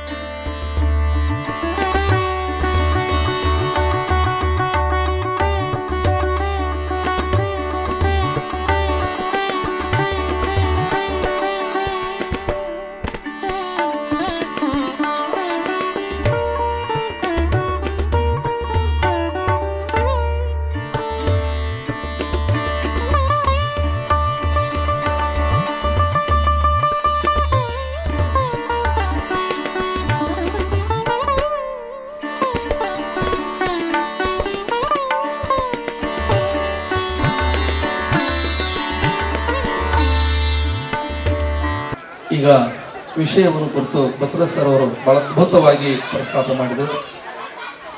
ವಿಷಯಕ್ಕೆ ಹೋಗೋದಕ್ಕಿಂತ ಪೂರ್ವದಲ್ಲಿ ಒಂದು ಸ್ವಲ್ಪ ಈ 50 ಶಿವಾನುಭವ ಗೋಷ್ಠಿಗಳನ್ನು ಯಶಸ್ವಿಯಾಗಿ ನಡೆಸಿಕೊಂಡು ಬಂದಿರುವಂತಹ ನಮ್ಮ ಅಭಯಾಂಜನೇಯ ಸ್ವಾಮಿ ದೇವಸ್ಥಾನ ಸೇವಾ ಸಮಿತಿಯ ನಿಮ್ಮೆಲ್ಲ ಪದಾಧಿಕಾರಿಗಳಿಗೆ ಮೊದಲನೇದಾಗಿ ನಾನು ಅನಂತ ಶರಣಾರ್ಥಿಗಳನ್ನು ಸಮರ್ಪಿಸುತ್ತೇನೆ. 4 ವರ್ಷಗಳ ಕಾಲ ಪೂರ್ಣ ಮಾಡಿ 5ನೇ ವರ್ಷದಲ್ಲಿ ಯಶಸ್ವಿಯಾಗಿ ನಡೀತಾ ಇದೆ. ಯಾವತ್ತೂ ಕೂಡ ಯಾರನ್ನು ಮುಖಸ್ತುತಿ ಮಾಡಬಾರ್ದು ಅಂತ ಶಾಸ್ತ್ರ ಹೇಳ್ತದೆ. ಇದು ಮುಖಸ್ತುತಿಯಲ್ಲ, ವಾಸ್ತವ ಸ್ಥಿತಿಯನ್ನು ವ್ಯಕ್ತಪಡಿಸಿದಷ್ಟೇ. ಇಡೀ ನಾವು ರಾಯಚೂರು ತಾಲೂಕಿನ ಪೂರ್ಣ ನೋಡ್ಕೊಂಡು ಬರೀ ಹೆಚ್ಚು ಕಮ್ಮಿ ಜಿಲ್ಲಾ ಅಂದ್ರೆ ತಪ್ಪಾಗಲಿಕ್ಕಿಲ್ಲ. ಅನೇಕ ದೊಡ್ಡ ಮಠಗಳಿವೆ, ಸಂಸ್ಥಾನ ಮಠಗಳಿವೆ, ದೊಡ್ಡ ಮಹಾತ್ಮರಿದ್ದಾರೆ. ಯಾವ ಮಠದಲ್ಲಿ ಕೂಡ ನಿರಂತರವಾಗಿ ಕೇವಲ ಅಮಾವಾಸ್ಯೆ ಅಥವಾ ಹುಣ್ಣಿಯೂ ಕೂಡ ಇಂಥ ಸತ್ಸಂಗ ಮಾಡ್ಕೊಂಡು ಬರ್ಲಿಕ್ಕೆ ಆಗ್ತಾ ಇಲ್ಲ. ಅಂಥದ್ರಲ್ಲಿ ನೀವೇನಿದ್ರಲ್ಲ, ಬಸವಾದಿ ಶಿವಶರಣರಲ್ಲಿ ಹೆಂಗಿದ್ರು, ಮೂಳಿಗೆ ಮಾರಯ್ಯ, ಡೋಹಾರ ಕಕ್ಕಯ್ಯ, ಅಂಬಿಗರ ಚೌಡಯ್ಯ, ನುಲಿ ಚಂದಯ್ಯ, ಗಾಣದ ಕಣ್ಣಪ್ಪ, ಮಾದರ ಚೆನ್ನಯ್ಯ, ಈ ರೀತಿ ಇದ್ದರು. ಅದರಂತೆ ನೀವೆಲ್ಲರೂ ಕೂಡ ಯಾವುದೇ ಜಾತಿ, ಮತ, ಪಂಥ, ವರ್ಗ, ವರ್ಣ ಭೇದ ರಹಿತವಾಗಿ ಬಹಳ ಸೊಗಸಾಗಿ ಪ್ರತಿ ತಿಂಗಳು ಕೂಡ ಯಾವುದೇ ಒಬ್ಬ ಮಹಾತ್ಮನ ವಚನಕಾರರ ಚಿಂತನೆಯನ್ನು ಆಧಾರವಾಗಿಟ್ಟುಕೊಂಡು ಪರಮಾದ್ಭುತವಾಗಿ ಈ ಕಡೆ ಕೇಳಿ ಮರೆಯುವಂಥ ಕೆಲಸವನ್ನು ಮಾಡಲಾರ್ದನೆ ಅದನ್ನು ತತ್ಕ್ಷಣವೇ ಲೇಖನ ರೂಪದಲ್ಲಿ ಬರೆದು ವಿಡಿಯೋ ಇತ್ಯಾದಿಗಳನ್ನು ಮಾಡಿ ಪುಸ್ತಕ ರೂಪದಲ್ಲಿ ಹೊರತರಲಿಕ್ಕೆ ಪ್ರಯತ್ನ ಮಾಡಿದ್ರಲ್ಲ, ಅದಕ್ಕೆ ಎಷ್ಟು ಅಭಿನಂದನೆಗಳು ಸಲ್ಲಿಸಿದ್ರು ಕೂಡ ಕಡಿಮೆ. ಅದು ವೈಚಾರಿಕ ಚಿಂತನೆಗಳು, ವೈಚಾರಿಕ ಲೇಖನಗಳು ಪ್ರತಿ ಸಲ ಕೂಡ ಅಂಥದ್ದೇ ಇಟ್ಕೊಂಡು ಬಂದಿದ್ದಾರೆ. ಯಾಕಂತ ಕೇಳಿದ್ರೆ ಸಾಮಾನ್ಯ ನಾಗರಿಕನಿಗೆ, ಸಾಮಾನ್ಯ ಮನುಷ್ಯನಿಗೆ ಬದುಕನ್ನು ಕಟ್ಟಿಕೊಳ್ಳಿಕ್ಕೆ ಯಾರ ವಿಚಾರಗಳು ನಮಗೆ ಅತ್ಯವಶ್ಯಕತೆಯೋ ಅಂತ ವಿಚಾರಗಳನ್ನೇ ಇಲ್ಲಿ ಪ್ರತಿ ತಿಂಗಳು ಕೂಡ ಪ್ರಸ್ತುತಪಡಿಸ್ತಾ ಬಂದಿರತಕ್ಕಂಥದ್ದನ್ನ ನಾವು ಮೀಡಿಯಾದಲ್ಲಿ ನೋಡ್ಕೊಂಡು ಬರ್ತಾ ಇದ್ದೀವಿ. ಯಾಕಂತ ಕೇಳಿದ್ರೆ ಬಸವರಾಜ್ ಸರ್ ಅವರು ಮೊದಲು ಪ್ರಸ್ತಾಪ ಮಾಡಿದಂತೆ ಅಧ್ಯಕ್ಷರು ಸುಮಾರು ಒಂದು 2-3 ವರ್ಷಗಳಿಂದ ನಮ್ಮನ್ನು ಆಹ್ವಾನ ಮಾಡಿದ್ರು ಕೂಡ ಅದು ಬೇರೆ ಬೇರೆ ಏನೋ ಕಾರಣಾಂತರಗಳಿಂದ ಬರ್ಲಿಕ್ಕೆ ಆಗಲಿಲ್ಲ. ಉಪನ್ಯಾಸಕರಾಗಿ ಬಸವರಾಜ ಪಿ ನಾಯಕ್, ಪದವಿ ಮಹಾವಿದ್ಯಾಲಯ ಸಿಂಧನೂರು ಇವರು ಕಾಯಕದ ಕೈಗನ್ನಡಿ ನುಲಿಯ ಚಂದಯ್ಯ ವಿಷಯದ ಕುರಿತು ಮಾತನಾಡುತ್ತಾ 12ನೇ ಶತಮಾನದ ಶರಣರು ಭಿನ್ನ ಭಿನ್ನ ಸಮುದಾಯದವರು, ಭಿನ್ನ ಭಿನ್ನ ಕಾಯಕ ತತ್ವ ಹೊಂದಿದ್ದ ಶರಣರ ಸಮೂಹ ಎಂದು ಒಂದು ಶಕ್ತಿಯಾಗಿ ಗೋಚರಿಸಿತು. ಶರಣರು ಪ್ರಾಮಾಣಿಕವಾಗಿ ಬದುಕುವ ಸ್ವಾತಂತ್ರ್ಯ ಹೊಂದಿದ್ದರು. ಆಧ್ಯಾತ್ಮಿಕ ಘನತೆ, ಪ್ರಜಾಪ್ರಭುತ್ವದ ಘನತೆಯನ್ನು ಶರಣರು ಹೊಂದಿದ್ದರು. ನುಲಿಯ ಚಂದಯ್ಯನವರು ತಮ್ಮ ಹಗ್ಗ ನೇಯುವ ಕಾಯಕದಲ್ಲಿದ್ದಾಗ ಕೊರಳಲ್ಲಿನ ಲಿಂಗ ಕೆಳಗೆ ಬಿದ್ದಾಗ ಪೂಜೆಗಿಂತ ಕಾಯಕ ಮುಖ್ಯ ಎಂದು ತಿಳಿಸುತ್ತಾರೆ. ಸತ್ಯ ಶುದ್ಧವಿಲ್ಲದ ಕಾಯಕವು ಕಾಯಕವಲ್ಲ ಎಂದು ಹೇಳುತ್ತಾರೆ. ಇಂದಿನ ಆಧುನಿಕ ಕುಟುಂಬಗಳಲ್ಲಿ ಸಾಮರಸ್ಯ ಇಲ್ಲದ ಎಷ್ಟು ಕುಟುಂಬಗಳು ನ್ಯಾಯಾಲಯದ ಮೊರೆ ಹೋಗುತ್ತಿದ್ದಾರೆ. ವಿದ್ಯಾವಂತರ ಕುಟುಂಬದಲ್ಲಿ ಸಣ್ಣ ಪುಟ್ಟ ಕಲಹಗಳು ಮಾಡಿಕೊಂಡು ಕೋರ್ಟ್ ಮೊರೆ ಹೋಗುತ್ತಿರುವುದು ಶೋಚನೀಯವಾಗಿದೆ. ಬದುಕಿನಲ್ಲಿ ನೈತಿಕ ಮೌಲ್ಯಗಳು ಇಂದಿನ ಕುಟುಂಬಗಳು ಬೆಳೆಸಿಕೊಂಡು ತಂದೆ ತಾಯಿಯನ್ನು ಮತ್ತು ಕುಟುಂಬದವರನ್ನು ಪರಸ್ಪರ ಪ್ರೀತಿ ವಿಶ್ವಾಸದಿಂದ ಕಂಡು ಸಾಮರಸ್ಯದಿಂದ ಜೀವನ ಸಾಗಿಸಲು ಮುಂದಾಗಬೇಕು. ಇಂದಿನ ಸಮಾಜಕ್ಕೆ ಬಸವಾದಿ ಶರಣ ವಚನಗಳು, ವಿಚಾರಗಳು ಇಂದೂ ಪ್ರಸ್ತುತವಾಗಿವೆ. ಅಣ್ಣ ಬಸವಣ್ಣನ ಮನೆಗೆ ಬಂದ ಕಳ್ಳ ನೀಲಾಂಬಿಕೆಯ ಪತ್ನಿ ಆಭರಣಕ್ಕೆ ಕೈ ಹಾಕಿದಾಗ ಅವನ ಕೈಯನ್ನು ಯಾಕೆ ನೋವಿಸುತ್ತೀಯ, ಆಭರಣಗಳನ್ನೆಲ್ಲ ಬಿಚ್ಚಿಕೊಡು ಎಂದು ಪತ್ನಿಗೆ ಹೇಳುತ್ತಾನೆ. ನನ್ನ ಮನೆಗೆ ಬಂದಿದ್ದು ಕಳ್ಳನಲ್ಲ, ಕೂಡಲ ಸಂಗಮ ದೇವನೇ ಆ ರೂಪದಲ್ಲಿ ಬಂದಿದ್ದಾನೆ ಎಂದಾಗ ಆ ಕಳ್ಳನ ಮನಸ್ಸು ಪರಿವರ್ತನೆ ಮಾಡಿ ಅವನನ್ನು ಶರಣನಾಗಿ ಮಾಡಿದ ಕೀರ್ತಿ ಬಸವಣ್ಣನವರಿಗೆ ಸಲ್ಲುತ್ತದೆ. ಹಾಗಾಗಿ ಇಂದು ನಾವು ನಮ್ಮ ಬದುಕಿನಲ್ಲಿ ಬುದ್ಧ, ಬಸವ, ಅಂಬೇಡ್ಕರ್ ಅವರ ವಿಚಾರವನ್ನು, ಅವರ ತತ್ವಗಳನ್ನು ಜೀವನದಲ್ಲಿ ಅಳವಡಿಸಿಕೊಂಡು ಪ್ರಚುರಪಡಿಸಬೇಕಾಗಿದೆ. ಆಸ್ತಿ ಸಂಪತ್ತು ಸ್ಥಿರವಲ್ಲ ಎಂದು ಮನಗಾಣಬೇಕಾಗಿದೆ. ಸಮ ಸಮಾಜದ ನಿರ್ಮಾಣ ಮಾಡಬೇಕಾಗಿದೆ. ಸಾಮರಸ್ಯ ಬದುಕಿಗಾಗಿ ಭಾವೈಕ್ಯತೆ ಸಂದೇಶ ಹರಡಬೇಕಾಗಿದೆ. ಸಮಾಜದಲ್ಲಿನ ಮೌಢ್ಯವನ್ನು ಕಿತ್ತೊಗೆಯಬೇಕಾಗಿದೆ. ವೈಜ್ಞಾನಿಕ ಚಿಂತನೆಗಳನ್ನು ನಾವೆಲ್ಲರೂ ಅಳವಡಿಸಿಕೊಳ್ಳಬೇಕು. ಇಂಥ ಶರಣರ ಚಿಂತನೆಗಳ ವೇದಿಕೆಯನ್ನು ಕಲ್ಪಿಸಿ ಚಿಂತನೆ ಮಾಡುತ್ತಿರುವುದು ಸಂತೋಷವಾಗಿದೆ ಎಂದು ಮೆಚ್ಚುಗೆ ವ್ಯಕ್ತಪಡಿಸಿದರು. ಅವರಿಗೆ ಎಲ್ಲ ವಿದ್ವಾಂಸರು ಮತ್ತು ಶರಣ ಬಂಧುಗಳು ಕೂಡ ಕರೆದಿರುವಂಥದ್ದು ಕೂಡ ಹಾಗೇನೆ. ಕಾಯಕ ಯೋಗಿಯಾಗಿರುವ ಜಂಗಮ ದಾಸೋಹಿ ಅಂತ ಕರೆಸಿಕೊಳ್ತಾ ಇರುವ ನುಲಿಯ ಚಂದಯ್ಯ ಬಸವಣ್ಣನಿಗಿಂತ ಸ್ವಲ್ಪ ವಯಸ್ಸಿನಲ್ಲಿ ಹಿರಿಯ ಅಂತ ಸಮಕಾಲೀನ ಶರಣ ಅಂತಲೂ ಕೂಡ ನಾವು ಅಂದುಕೊಳ್ಬೋದು. ಬಸವಣ್ಣ ಏನು ಅನುಭವ ಮಂಟಪವನ್ನು ಸ್ಥಾಪನೆ ಮಾಡ್ತಾನೆ. ಆ ಅನುಭವ ಮಂಟಪ ಇವತ್ತಿನ ವಿಧಾನಸೌಧ ಅಥವಾ ದೆಹಲಿಯ ಸಂಸತ್ ಭವನ ಎರಡೂ ಕೂಡ ಒಂದೇ. ಇಲ್ಲಿ ರಾಜಕೀಯ ಚಿಂತನೆಗಳು ನಡೀತವೆ, ಅಲ್ಲಿ ಶಿವಾನುಭವ ಗೋಷ್ಠಿ ಮತ್ತು ಎಲ್ಲ ಚಿಂತನೆಗಳು ಕೂಡ ನಡೀತವೆ ಅನುಭವ ಮಂಟಪದಲ್ಲಿ. ಆ ಅನುಭವ ಮಂಟಪ ಅಥವಾ ಶೂನ್ಯ ಸಿಂಹಾಸನ ಪೀಠಕ್ಕೆ ವೈರಾಗ್ಯ ಚಕ್ರವರ್ತಿಯಾಗಿರುವ ನಟುವ ಸಮುದಾಯದ ಅಲ್ಲಮ ಪ್ರಭುಗಳನ್ನು ಬಸವಣ್ಣನವರು ಅಧ್ಯಕ್ಷರನ್ನಾಗಿ ಆಯ್ಕೆ ಮಾಡುವಂಥದ್ದು. ಅದರ ಮುಂಚೂಣಿಯಲ್ಲಿ ಇರಬೇಕು, ಆತನ ಸಮ್ಮುಖದಲ್ಲೇ ಎಲ್ಲ ಚರ್ಚೆಗಳು ಕೂಡ ನಡೆಯಬೇಕು. ಅಲ್ಲಿ 770 ಅಮರಗಣಗಳು. ಇಲ್ಲಿ 770 ಅಮರಗಣಗಳು ಅಂದರೆ ಅಲ್ಲಿ ಯಾರ್ಯಾರು ಬರ್ತಾ ಇದ್ರು, ಯಾರ್ಯಾರು ಸೇರ್ತಾ ಇದ್ರು ಎನ್ನುವಂಥದ್ದು ಬಹಳ ಕುತೂಹಲ ಮತ್ತು ವಿಶೇಷ.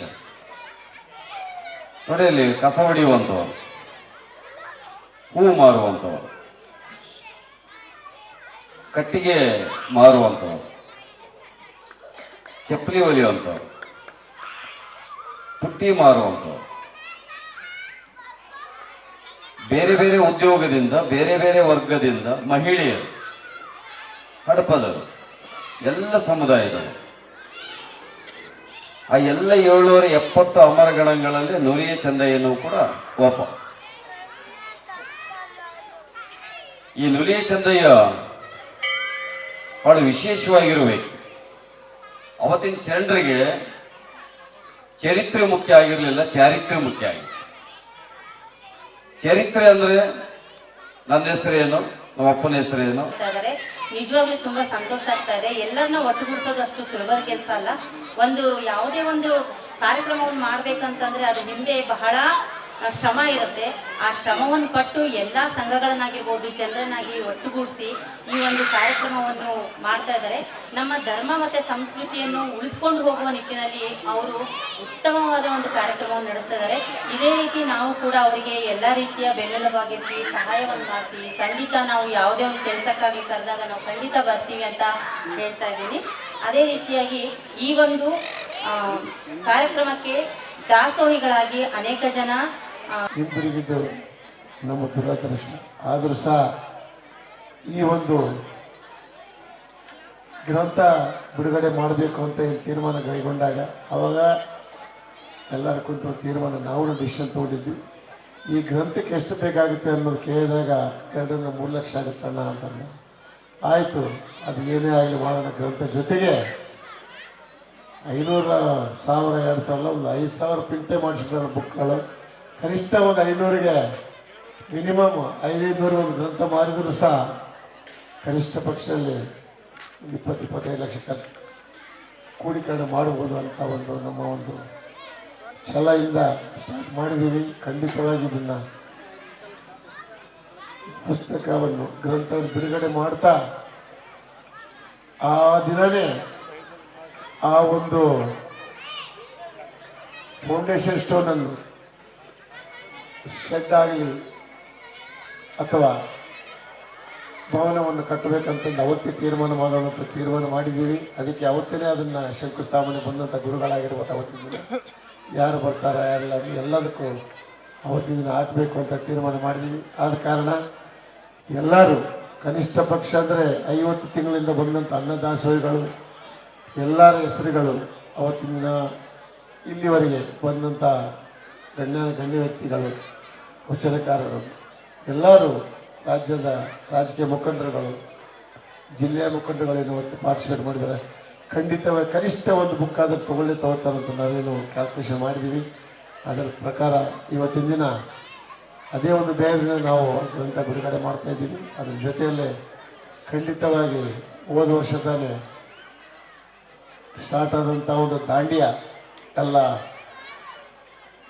ಆವತ್ತು ಮಳೆ ಬಂದ ಕಾರಣ ಎಲ್ಲ ಅಡಚಣೆ ಆಯಿತು. ಆದ ಕಾರಣ ಖಂಡಿತವಾಗಿ ಬರೋ ದಿನಗಳಲ್ಲಿ ನವರಾತ್ರಿಗಳು ಖಂಡಿತ ಇದನ್ನು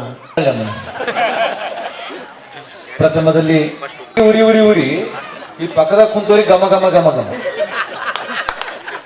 ಈ ಆದವ್ರು ಏನ್ ಮಾಡ್ತಾರ, ಸುಮ್ಮನೆ ಆಚರಲ್ಲಿ ಕೂಡಿ ಸೊಲಿತಲ್ಲ ಅಂತವ. ಇವು ಆಗ್ಲಾರ್ದು ನಮ್ಮಂತ ಯಾವಾಗಾಗ್ಲಿ ಕಾಯ್ಕೊಂಡು ಕುಂತು ಬಿಡ್ತಾವ. ಈ ಮದುವೆ ಮನೆ ವಿಚಾರ ತೆಗೆದ್ರೆ ನಮ್ಮ ಎಲೆಕ್ಷನ್ ಟಿಕೆಟ್ ಸಿಕ್ಕಷ್ಟೇ ಖುಷಿ ಆಗ್ತದೆ ನಮಗೆ. ಈ ಎಲೆಕ್ಷನ್ ಟಿಕೆಟ್ ಸಿಕ್ತಪ್ಪ ನಮಗೆ. ಹುಡುಗಿ ಒಪ್ಪಿಕೊಂಡ್ಬಿಟ್ಲ ಅಂದ್ರೆ MLA ಆದ್ಮೇನೋ ಅಂತ ಅನ್ಸ್ಬಿಡ್ತದೆ ನಮಗೆ. ಹುಡುಗಿ ಒಪ್ಪಿಕೊಂಡ್ಲಿ ಮದುವೆ ದಿನ ಬಂತು ಅನ್ನಷ್ಟರಲ್ಲಿ CM ಆದ ಅನುಭವ ನಮಗೆ. ಮದುವೆ ಆದ ಒಂದು 6 ತಿಂಗಳಿಗೆ ಗೊತ್ತಾಗತ್ತಾ ಯಾವುದೋ ಒಂದು ಹಗರಣದ ನಾವು ಸಿಕ್ಕಾಕೊಂಡಿವಿ ಅಂತ. ಏನು ಹಗರಣದ ಸಿಕ್ಕಾಕೊಂಡ್ಬಿಟ್ರಿ ನೀವು ಕೋಟ್ಯಾಂತರ ರೂಪಾಯಿ ಲೂಟಿ ಮಾಡಿದ್ರಾಗಿನ ಎಂತ ಹಗರಣದ ತಪ್ಸೆ ಬರೋದಪ್ಪ. ಆದ್ರೆ ಈ ಹಗರಣದ ಬಿದ್ದರೆ ಮುಗಿತು ಕೈತಿ. ನೀವು ಮಣ್ಣಲ್ಲಿ ಮಣ್ಣಾಗತ್ತಕ್ಕೆ ಈ ಹಗರಣದಾಗ ಬರಕ್ಕೆ ಸಾಧ್ಯನೇ ಇಲ್ಲ. ತಾತ್ನವ್ರು ಹೆಂಗಿತ್ತು ನಿಮ್ಮ ವೈವಾಹಿಕ ಜೀವನ? ಸುಮ್ಮನಿತ್ತಂದ್ರೆ ಏನು ಕಲಾಸ ಆಗಿದೆ ಅಂತ ಅರ್ಥ. ಅಲ್ಲ, ಸತ್ಯವಾಗಿ ಹೇಳ್ತೀನಿ, ನಿಮ್ಮ ತಲೆ ಮೇಲೆ ಕೈ ಇಟ್ಕೊಂಡ್ರಿ. ಈಗ ಗಂಡು ಮಕ್ಕಳಿಗೆ ಏನೋ ಮರ್ಯಾದೆ ಉಳ್ದದ? ಗಂಡು ಮಕ್ಳಿಗೆ ಮರ್ಯಾದೆ ಉಳ್ದದ? ತಾತ್ನವ್ರ ನೀವೇ ಗಟ್ಟಿ ನಮ್ಮ ಸಂಘದಾಗ ಏನು ಉಳ್ದದ? ಈ ಬೇಡ ಏನು ಉಳಿದಿಲ್ಲ. ಯಾಕೆ? ಎದಕ್ಕೆ ಉಳಿಬೇಕು ನೋಡ್ರಿ. 2,000 ಅವ್ರಿಗೆ ಅವ, ಬಸ್ಸು ಫ್ರೀ ಅವ್ರಿಗೆ ಅವ, ನಿಮ್ಗಿಲ್ಲವ? 3 ತಿಂಗಳ ಕಂತ ಬಾಕಿ ಅದು ಕೊಡಿಸ್ತೇವೆ ನಾವು ಬೇಕಾದ್ರೆ ಎಲ್ಲ ಅವರಿಗೆ. ಯಪ್ಪ ಮೊದಲು ಬಸ್ಸಿನಾಗ ಎಷ್ಟು ಚಲೋ ಯಪ್ಪ. ನಾವು ಮೊದ್ಲೇನಾದ್ರು ಟಿಕೆಟಿಗೆ ಸೀಟುಗಳು ಹಾಕ್ಬೇಕಾಗಿತ್ತಂದ್ರೆ ದಸ್ತಿ ಬ್ಯಾಗ್ ಎಲ್ಲ ಹಾಕ್ತಿದ್ದು ಕಿಟಕಿಯಿಂದ ಹೌದೊಳ್ರದ. ಈಗ ನಮ್ಮ ತಾಯಂದ್ರೆ ಏನ್ ಮಾಡಕತ್ತ, ಸಣ್ಣ ಸಣ್ಣ ಕೂಸನ ಹಾಕೈತ್ರಿ ಕಿಟಕಿಯಲ್ಲಿ. ಶ್ರೀಗಿರಿ ಅಭಯ ಆಂಜನೇಯ ಸ್ವಾಮಿ ಸೇವಾ ಸಮಿತಿ ಅಧ್ಯಕ್ಷರಾದ ಶ್ರೀ ಬಿ ಬಸವರಾಜ್ ಇವರು ಮಾತನಾಡಿ 50ನೇ ಶರಣ ಚಿಂತನ ಶಿವಾನುಭವ ಗೋಷ್ಠಿ ಇದಾಗಿದೆ. ಇಲ್ಲಿಯವರೆಗೆ ರಾಯಚೂರು ನಗರದ ಅನೇಕ ವಿದ್ವಾಂಸರನ್ನು ಕರೆಸಿ ಅವರ ವಿಚಾರಗಳನ್ನು ಬಡಾವಣೆಯ ಜನರಿಗೆ ಮತ್ತು ರಾಯಚೂರು ಜನರಿಗೆ ಉಣಬಡಿಸಿರುವುದು ನಮ್ಮ ಸಮಿತಿಯ ಹೆಮ್ಮೆಯಾಗಿದೆ. ಸಮಿತಿಯಿಂದ ಹಲವಾರು ಸಮಾಜಮುಖಿ ಕೆಲಸಗಳನ್ನು ಮಾಡಿಕೊಂಡು ಬರುತ್ತಿದ್ದೇವೆ. ಇಲ್ಲಿವರೆಗೆ ನಡೆಸಿದ ಗೋಷ್ಠಿಯ ಎಲ್ಲಾ ಲೇಖನಗಳನ್ನು ಗ್ರಂಥ ರೂಪದಲ್ಲಿ ತರುತ್ತಿದ್ದೇವೆ. ತಮ್ಮ ಸಹಕಾರ ಬೆಂಬಲ ಇರಲಿ ಎಂದು ಕೇಳಿಕೊಂಡರು. ಪ್ರತಿ ಅಮಾವಾಸ್ಯೆಯಲ್ಲಿ ನಾವು ವಿಶೇಷವಾಗಿ ಉಪನ್ಯಾಸಕಗಳನ್ನು, ಶಿಕ್ಷಕರುಗಳನ್ನು, ಬುದ್ಧಿಜೀವಿಗಳನ್ನು, ಜ್ಞಾನ ಪಂಡಿತರುಗಳನ್ನು ಕರೆಸಿ ಇಲ್ಲೆಲ್ಲ ನಾವು ಗೋಷ್ಠಿಗಳನ್ನು ಮಾಡ್ತಾ ಬಂದಿದ್ದೀವಿ. ಒಂದಕ್ಕಿಂತ ಒಂದು ಗೋಷ್ಠಿಗಳು ಬಹಳ ವಿಶಿಷ್ಟವಾಗಿ ಇಲ್ಲಿ ನೆರವೇರಿಸ್ತಕ್ಕಂಥದ್ದು ತಮಗೆ ತಾವೆಲ್ಲರೇ ಸಾಕ್ಷಿ.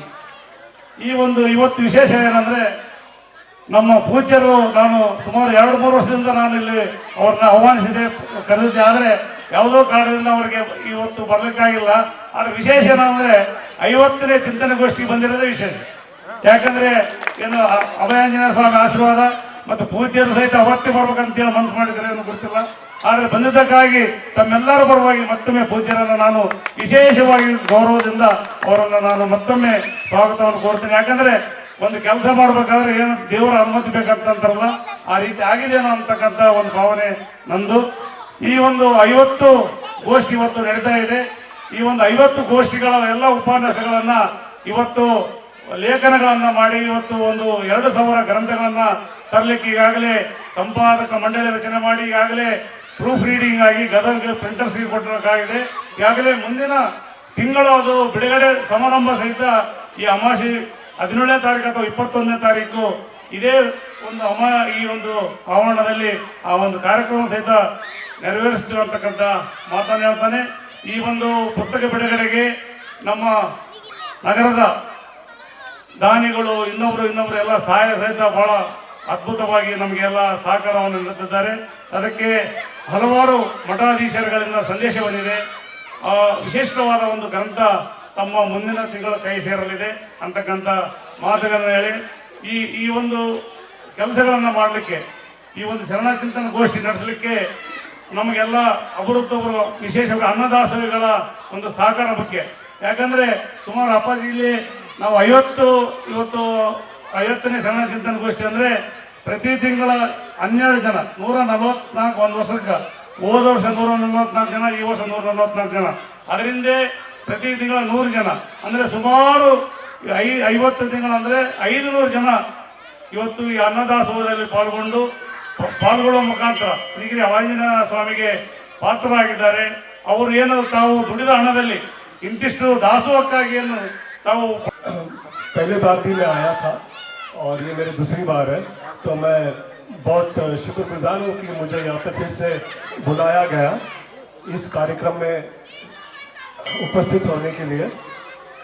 बस मैं भगवान से यही प्रार्थना करता हूँ कि जैसे आप लोग ने सुना होगा कि गीता में श्री कृष्ण भगवान ने कहा है कि योगक्षेम वहम्यम, तो मैं भगवान से यही प्रार्थना करता हूँ कि हम सबका भगवान से योग हो जाए और हम सबका क्षेम हो जाए, हम हमेशा स्वस्थ रहे और खुशी से रहे और बस भगवान के भक्ति में लीन रहे. बहुत बहुत शुक्रिया आप लोग को. नमस्कार. ದೇವರಾಜ ಹಾಸ್ಯ ಕಲಾವಿದರು ಗಬ್ಬೂರು ಇವರಿಗೆ ವಿಶೇಷ ಸನ್ಮಾನ ಮಾಡಲಾಯಿತು. ಪುರಸ್ಕಾರ ಸ್ವೀಕರಿಸಿ ಹಾಸ್ಯ ಚಟಾಕಿಗಳನ್ನು ಹಾರಿಸಿ ಸಭಿಕರನ್ನು ರಂಜಿಸಿದರು. ಉದ್ಘಾಟನೆಯನ್ನು ರಷ್ಯಾ ದೇಶದ ಅನಿವಾಸಿ ಭಾರತೀಯರಾದ ಬಾಬು ಹೆಬ್ಬುಲಿ ಇವರು ಮಾತನಾಡಿ, ಭಾರತ ದೇಶದಲ್ಲಿ ಇಂತಹ ಶರಣರ ಚಿಂತನೆಗಳು, ಆಧ್ಯಾತ್ಮಿಕ ಚಿಂತನೆಗಳನ್ನು ಕಾಣಬಹುದು. ಇದರಿಂದ ಜನರಲ್ಲಿ ಐಕ್ಯತೆ, ಸೌಹಾರ್ದತೆ ಮೂಡುತ್ತದೆ. ನನ್ನನ್ನು ಕರೆಸಿ ಮಾತನಾಡಿದ್ದಕ್ಕೆ ಧನ್ಯವಾದಗಳು ಎಂದು ತಿಳಿಸಿದರು. ವೇದಿಕೆ ಮೇಲೆ ಬಿಜೆಪಿ ಪ್ರಧಾನ ಕಾರ್ಯದರ್ಶಿ ರವೀಂದ್ರ ಜಲ್ದಾರ್ ಮುಖ್ಯ ಅತಿಥಿಗಳಾಗಿ ಉಪ್ಪಾರ ಸಮಾಜದ ಮಹಾ ಮಹಿಳಾ ಸಂಘದ ಅಧ್ಯಕ್ಷೆ ಮಾಲತಿ ವಕೀಲರು ಭಾಗವಹಿಸಿದ್ದರು. ವೇದಿಕೆ ಮೇಲೆ ಅನ್ನದಾಸೋಹಿಗಳು ಸಂಯೋಜಕರಾದ ಶ್ರೀ ವೀರೇಶ್ ಗುಂಜಳ್ಳಿ, ಹನುಮಂತ್ ನಾಗೋಲಿ ಇವರು ಉಪಸ್ಥಿತರಿದ್ದರು. ಕಾರ್ಯಕ್ರಮದಲ್ಲಿ ಮಾರುತಿ ನಗರ ಬಡಾವಣೆಯ ನಾಗರಿಕರು, ಮಹಿಳೆಯರು, ವಿದ್ಯಾರ್ಥಿಗಳು, ಸೂರ್ಯೋದಯ ವಾಕಿಂಗ್ ಕ್ಲಬ್ ಪದಾಧಿಕಾರಿಗಳು ಉಪಸ್ಥಿತರಿದ್ದರು. ಆರಂಭದಲ್ಲಿ ಕೆ ಕರಿಯಪ್ಪ ಪ್ರಾರ್ಥನೆ ಮಾಡಿದರೆ, ಸುರೇಶ ಕಾರ್ಯಕ್ರಮವನ್ನು ನಿರೂಪಿಸಿದರು. ಸ್ವಾಗತವನ್ನ ಮರಲಿಂಗಪ್ಪ ಮಡಿವಾಳ ಮಾಡಿದರು. ಕೊನೆಯಲ್ಲಿ ಬಡಾವಣೆಯ ಷಣ್ಮುಖಪ್ಪ ವೆಲ್ಕಮ್ ದಿನ್ನಿ ವಂದಿಸಿದರು. ನೂರಾರು ಮಹಿಳೆಯರು, ನಾಗರಿಕರು ಭಾಗವಹಿಸಿದ್ದರು.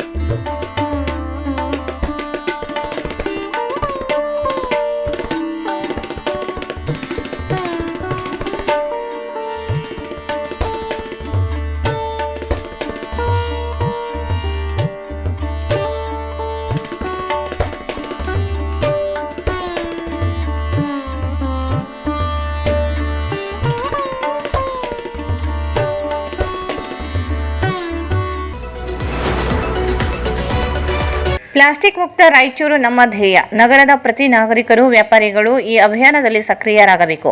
ಪ್ಲಾಸ್ಟಿಕ್ ಪರ್ಯಾಯ ಬಟ್ಟೆ ಚೀಲ, ಬೀಸುತ್ತಿಲಿನ ಪಾತ್ರೆಗಳ ಬಳಕೆ ಮಾಡುವಂತೆ ಕೋರಿಕೆ. ಭವಿಷ್ಯದಲ್ಲಿ ಕಟ್ಟುನಿಟ್ಟಾದ ಕಾನೂನು ಕ್ರಮ ಜರುಗಿಸಲಾಗುವುದು ಎಂದು ಆಯುಕ್ತರಾದ ಜುಬೇನ್ ಮೊಹಪಾತ್ರ, ಐಎಎಸ್ ಅಧಿಕಾರಿ, ರಾಯಚೂರು ಮಹಾನಗರ ಪಾಲಿಕೆ ತಿಳಿಸಿದರು. ಮಹಾನಗರ ಪಾಲಿಕೆ ಇಂದು ನಗರದ ವಿವಿಧ ಪ್ರದೇಶಗಳಲ್ಲಿ ವಿಶೇಷ ಪ್ಲಾಸ್ಟಿಕ್ ಮುಕ್ತ ಅಭಿಯಾನ ಕಾರ್ಯಾಚರಣೆ ನಡೆಸಿ ಸುಮಾರು 300 ಕಿಲೋಗ್ರಾಂ ನಿಷೇಧಿತ ಏಕಬಳಕೆ ಪ್ಲಾಸ್ಟಿಕ್ ಎಸ್ಯುಪಿ ವಸ್ತುಗಳನ್ನು ವಶಪಡಿಸಿಕೊಂಡಿದೆ. ಕೇಂದ್ರ ಹಾಗೂ ರಾಜ್ಯ ಸರ್ಕಾರದ ಪ್ಲಾಸ್ಟಿಕ್ ಕಸ ನಿರ್ವಹಣೆ ಸಂಶೋಧನೆ ನಿಯಮಗಳು 2016 ಮತ್ತು ಸಿಪಿಸಿಬಿ ಎಸ್ಪಿಸಿಬಿ ಮಾರ್ಗಸೂಚಿಗಳ ಅಡಿ ಕಾರ್ಯಾಚರಣೆ ನಡೆಸಲಾಯಿತು. ಸಹಾಯಕ ಕಾರ್ಯಪಾಲಕ ಅಭಿಯಂತರರು ಪರಿಸರ ಜೈಪಾಲ್ ರೆಡ್ಡಿ ಮತ್ತು ನಿಷೇಧಿತ ಏಕಬಳಕೆಯ ಪ್ಲಾಸ್ಟಿಕ್ ತಂಡದ ರಾಯಚೂರು ಮಹಾನಗರ ಪಾಲಿಕೆ ಅಧಿಕಾರಿ ಹಾಗೂ ಸಿಬ್ಬಂದಿಗಳು ಭಾಗವಹಿಸಿದರು. ಆಯುಕ್ತರ ನಿರ್ದೇಶನದಂತೆ ಮಲ್ಲಿಕಾರ್ಜುನ ಬಿಎಂಎಸ್ ಮತ್ತು ಜೈಪಾಲ್ ರೆಡ್ಡಿ ಡಿ ಅಮರೇಶ್ ಆದೇಶದಂತೆ ನಗರದ ವಾಣಿಜ್ಯ ವ್ಯಾಪಾರಸ್ಥರಲ್ಲಿ ನಿಷೇಧಿತ ಏಕಬಳಕೆಯ ಪ್ಲಾಸ್ಟಿಕ್ ಅನ್ನು ವಶಪಡಿಸಿಕೊಂಡು ಮತ್ತೆ ಉಪಯೋಗಿಸಬಾರದೆಂದು ಸೂಚನೆ ನೀಡಿದರು. ಸಹಾಯಕ ಕಾರ್ಯಪಾಲಕ ಪರಿಸರ ಅಭಿಯಂತರರು ಪರಿಸರ ಅಭಿಯಂತರರು ನಿರ್ದೇಶನಗಳನ್ನು ನೀಡಲಾಯಿತು. ರಾಯಚೂರು ಮಹಾನಗರ ಪಾಲಿಕೆ ಅಭಿಯಂತರರು ಜೈಪಾಲ್ ರೆಡ್ಡಿ ಹಾಗೂ ವಲಯ 1 ಮತ್ತು 2 ಹಿರಿಯ ನಿರೀಕ್ಷಕರುಗಳಾದ ಈರಣ್ಣ, ವಿನೋದ್ ಕುಮಾರ್, ಹಿರಿಯ ಮೇಲ್ವಿಚಾರಕರು ಟಿ ಅಹಮದ್ ಹುಸೇನ್, ರವೀಂದ್ರನಾಥ್, ನಾಗರಾಜ್ ಹಾಗೂ ಗೋವಿಂದ್ ಜೆ ಮತ್ತು ಬ್ಲಾಕ್ ಮೇಲ್ವಿಚಾರಕರಾದ ನರಸಿಂಹಲು ಯಾದವ್ ಉಪಸ್ಥಿತರಿದ್ದರು. ಮಾನ್ಯ ಘನ ಸರ್ಕಾರದ ಆದೇಶದಂತೆ ಪ್ಲಾಸ್ಟಿಕ್ ನಿಷೇಧ ಆಜ್ಞೆ 2018ರಿಂದ ಜಾರಿಯಲ್ಲಿದ್ದು, ಸೊ ಯಾವುದೇ ಪ್ಲಾಸ್ಟಿಕ್ ಕ್ಯಾರಿ ಬ್ಯಾಗ್ಗಳು ಯಾವುದೇ ಕಾರಣದ್ದಾಗಲಿ ಇದು ನಿಷೇಧಿಸಲಾಗಿರುತ್ತದೆ. ಹಾಗೂ ರಾಯಚೂರು ಮಹಾನಗರ ಪಾಲಿಕೆಯಿಂದ ಪ್ಲಾಸ್ಟಿಕ್ ನಿಷೇಧಿಸುವ ಸಂಬಂಧ ಮೊದಲನೇ ಬಾರಿಗೆ 5,000 ದಂಡ ವಿಧಿಸಲು ಮತ್ತು ಎರಡನೇ ಬಾರಿಗೆ 50,000ವರೆಗೂ ದಂಡ ವಿಧಿಸಲು ಕ್ರಮ ವಹಿಸಲು ಈಗಾಗಲೇ ನಮ್ಮ ಲೋಕಲ್ ಬಾಡಿಯಲ್ಲಿ ಬೈಲಾಸ್ ಆಗಿರುತ್ತದೆ. ಸೊ ಈ ನಿಟ್ಟಿನಲ್ಲಿ ಮಾನ್ಯ ಆಯುಕ್ತರು ಒಂದು ತಂಡವನ್ನು ರಚಿಸಿದ್ದು, ಸೊ ಪ್ಲಾಸ್ಟಿಕ್ ನಿಷೇಧ ರಾಯಚೂರಲ್ಲಿ ನಾವು ರಿಲಯನ್ಸ್ ಸ್ಮಾರ್ಟ್ ವಾಸವಿ ನಗರ್ ಹತ್ರ ಇರುವ ಒಂದು ಜಾಗದಲ್ಲಿ ಪತ್ತೆ ಹಚ್ಚಿದಾಗ ಇಲ್ಲಿ ಸುಮಾರು 3ರಿಂದ 4 ಟನ್ವರೆಗೂ ಪ್ಲಾಸ್ಟಿಕ್ ಮೆಟೀರಿಯಲನ್ನು ವಶಪಡಿಸ್ಕೊಂಡಿರ್ತೇವೆ. ಹಾಗೆ ಇಲ್ಲಿ ಮೊದಲನೇ ಬಾರಿಗೆ ಆಗಿರೋದ್ರಿಂದ ಇವರಿಗೆ 5,000 ಸಾರ್ವಜನಿಕರಿಗೆ ಮತ್ತು ಎಲ್ಲ ಅಂಗಡಿ ಮುಂಗಟ್ಟು ಮಾಲೀಕರಿಗೆ ವಿನಂತಿಸಿಕೊಳ್ಳೋದೇನೆಂದರೆ, ತಮ್ಮ ಅಧೀನದಲ್ಲಿ ಬರುವ ಎಲ್ಲ ಪ್ಲಾಸ್ಟಿಕ್ಗಳನ್ನು ಈ ಹಿಂದೆ ನಾವು ಸುಮಾರು ಬಾರಿ ಪೇಪರ್ ಪ್ರಕಟಣೆ ಕೊಟ್ಟಿದ್ದೀವಿ. ವಿಲೇವಾರಿ ಮಾಡಿಕೊಳ್ಳಲಿಕ್ಕೆ 6 ತಿಂಗಳ ಸಮಯ ಅವಕಾಶವನ್ನು ನೀಡಲಾಗಿತ್ತು. ಆದರೆ ಇಲ್ಲಿವರೆಗೂ ಯಾವುದೇ ಕ್ರಮ ಆಗಿರೋದ ಕಾರಣ ನಾವು ಎಲ್ಲ ಕಡೆ ಪ್ಲಾಸ್ಟಿಕ್ ಜಪ್ತಿ ಮಾಡುವ ಅನಿವಾರ್ಯ ಬಂದಿದೆ. ಸೊ ಹಾಗಾಗಿ ಇದನ್ನು ಎಲ್ಲ ಅಂಗಡಿ ಮಾಲೀಕರು ಮತ್ತು ಎಲ್ಲ ಸಾರ್ವಜನಿಕರು ಮಹಾನಗರ ಪಾಲಿಕೆಯೊಂದಿಗೆ ಸಂಯೋಜಿಸಿ ಸ್ವಚ್ಛ ಮತ್ತು ಸುಂದರ ರಾಯಚೂರು ಮಹಾನಗರ ಪಾಲಿಕೆ ಇನ್ನು ಮುಂದೆ ಬರುವ ಸ್ವಚ್ಛ ಸರ್ವೇಕ್ಷಣ್ ಎಂಬ ಸಮೀಕ್ಷೆಯಲ್ಲಿ ಒಳ್ಳೆಯ ರ್ಯಾಂಕ್ ಪಡೆಯಲು ಸಹಕಾರ ನೀಡುವುದು. ನಗರದ ಎಲ್ಬಿಎಸ್ ಬಡಾವಣೆಯಲ್ಲಿ ನಿಜ ಶರಣ ಅಂಬಿಗರ ಚೌಡಯ್ಯ ಜಯಂತಿ ಅಂಗವಾಗಿ ಬುಧವಾರ ಅಂಬಿಗರ ಚೌಡಯ್ಯ ಭಾವಚಿತ್ರ ಮೆರವಣಿಗೆ ಅದ್ದೂರಿಯಾಗಿ ನಡೆಯಿತು.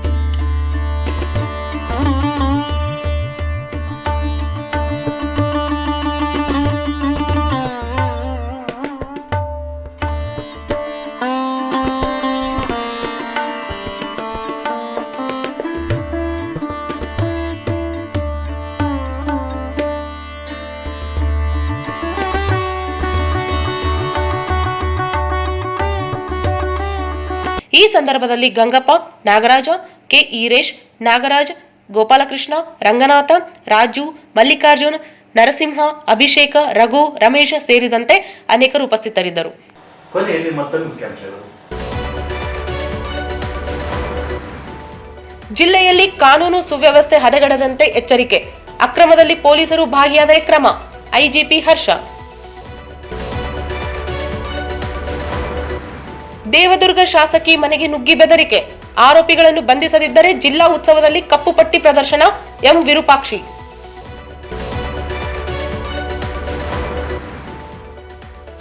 ದಾರಿದೀಪ ಸಂಸ್ಥೆಯಿಂದ ಡಾಕ್ಟರ್ ಶಿವಕುಮಾರ್ ಶಿವಯೋಗಿ ಅವರ ಪುಣ್ಯಸ್ಮರಣೆ. ದಾರಿದೀಪ ಸಂಸ್ಥೆ ಕಾರ್ಯಮಾದರಿ ಕಿಲ್ಲೇಶ್ರೀ.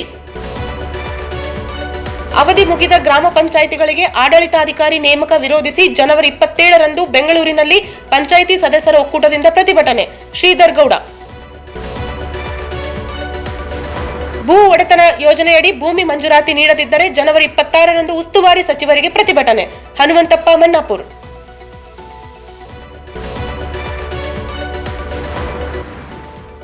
ಶರಣರ ಚಿಂತನೆಗಳು ಇಂದಿನ ಪೀಳಿಗೆಗೆ ಅವಶ್ಯ.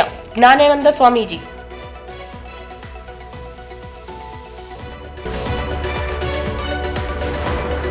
ಪ್ಲಾಸ್ಟಿಕ್ ಮುಕ್ತ ರಾಯಚೂರು ನಮ್ಮ ಧ್ಯೇಯ. ಪ್ರತಿ ನಾಗರಿಕರು, ವ್ಯಾಪಾರಿಗಳು ಅಭಿಯಾನದಲ್ಲಿ ಭಾಗವಹಿಸಿ. ಜುಬಿನ್ ಮಹಾಪಾತ್ರ.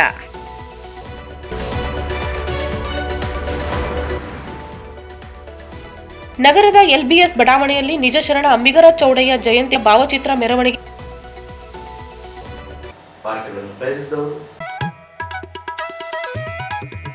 ಶ್ರೀ ರಾಘವೇಂದ್ರ ತುಪ್ಪ, ಶ್ರೀ ರಾಘವೇಂದ್ರ ಘೀ. ಸಂಪರ್ಕಿಸಿ Paramount electricals, dealers in all kinds of electricals, goods, fans and LED products. Near Mahavir Chowk, Loharwadi, MG road, Raichur. Bharat furnitures ರಾಯಚೂರಿನಲ್ಲಿ ಮೊಟ್ಟ ಮೊದಲ ಬಾರಿಗೆ 3 ಮಳಿಗೆ ಒಳಗೊಂಡ ಬೃಹತ್ ಆಕಾರದ furniture showroom. CPS complex opposite Shiva Mandir, Patel Road, Raichur. Raichur's biggest jewel palace. All types of jewelries available in only KTB Jewel Palace. Visit KTB Jewel Palace, Udayanagar, Station Road, Raichur. ಇಲ್ಲಿಗೆ ವಾರ್ತಾ ಪ್ರಸಾರ ಮುಕ್ತಾಯಿತು. ಮುಂದಿನ ವಾರ್ತೆ ಮತ್ತೆ ಭೇಟಿಯಾಗೋಣ. ವಂದನೆಗಳು.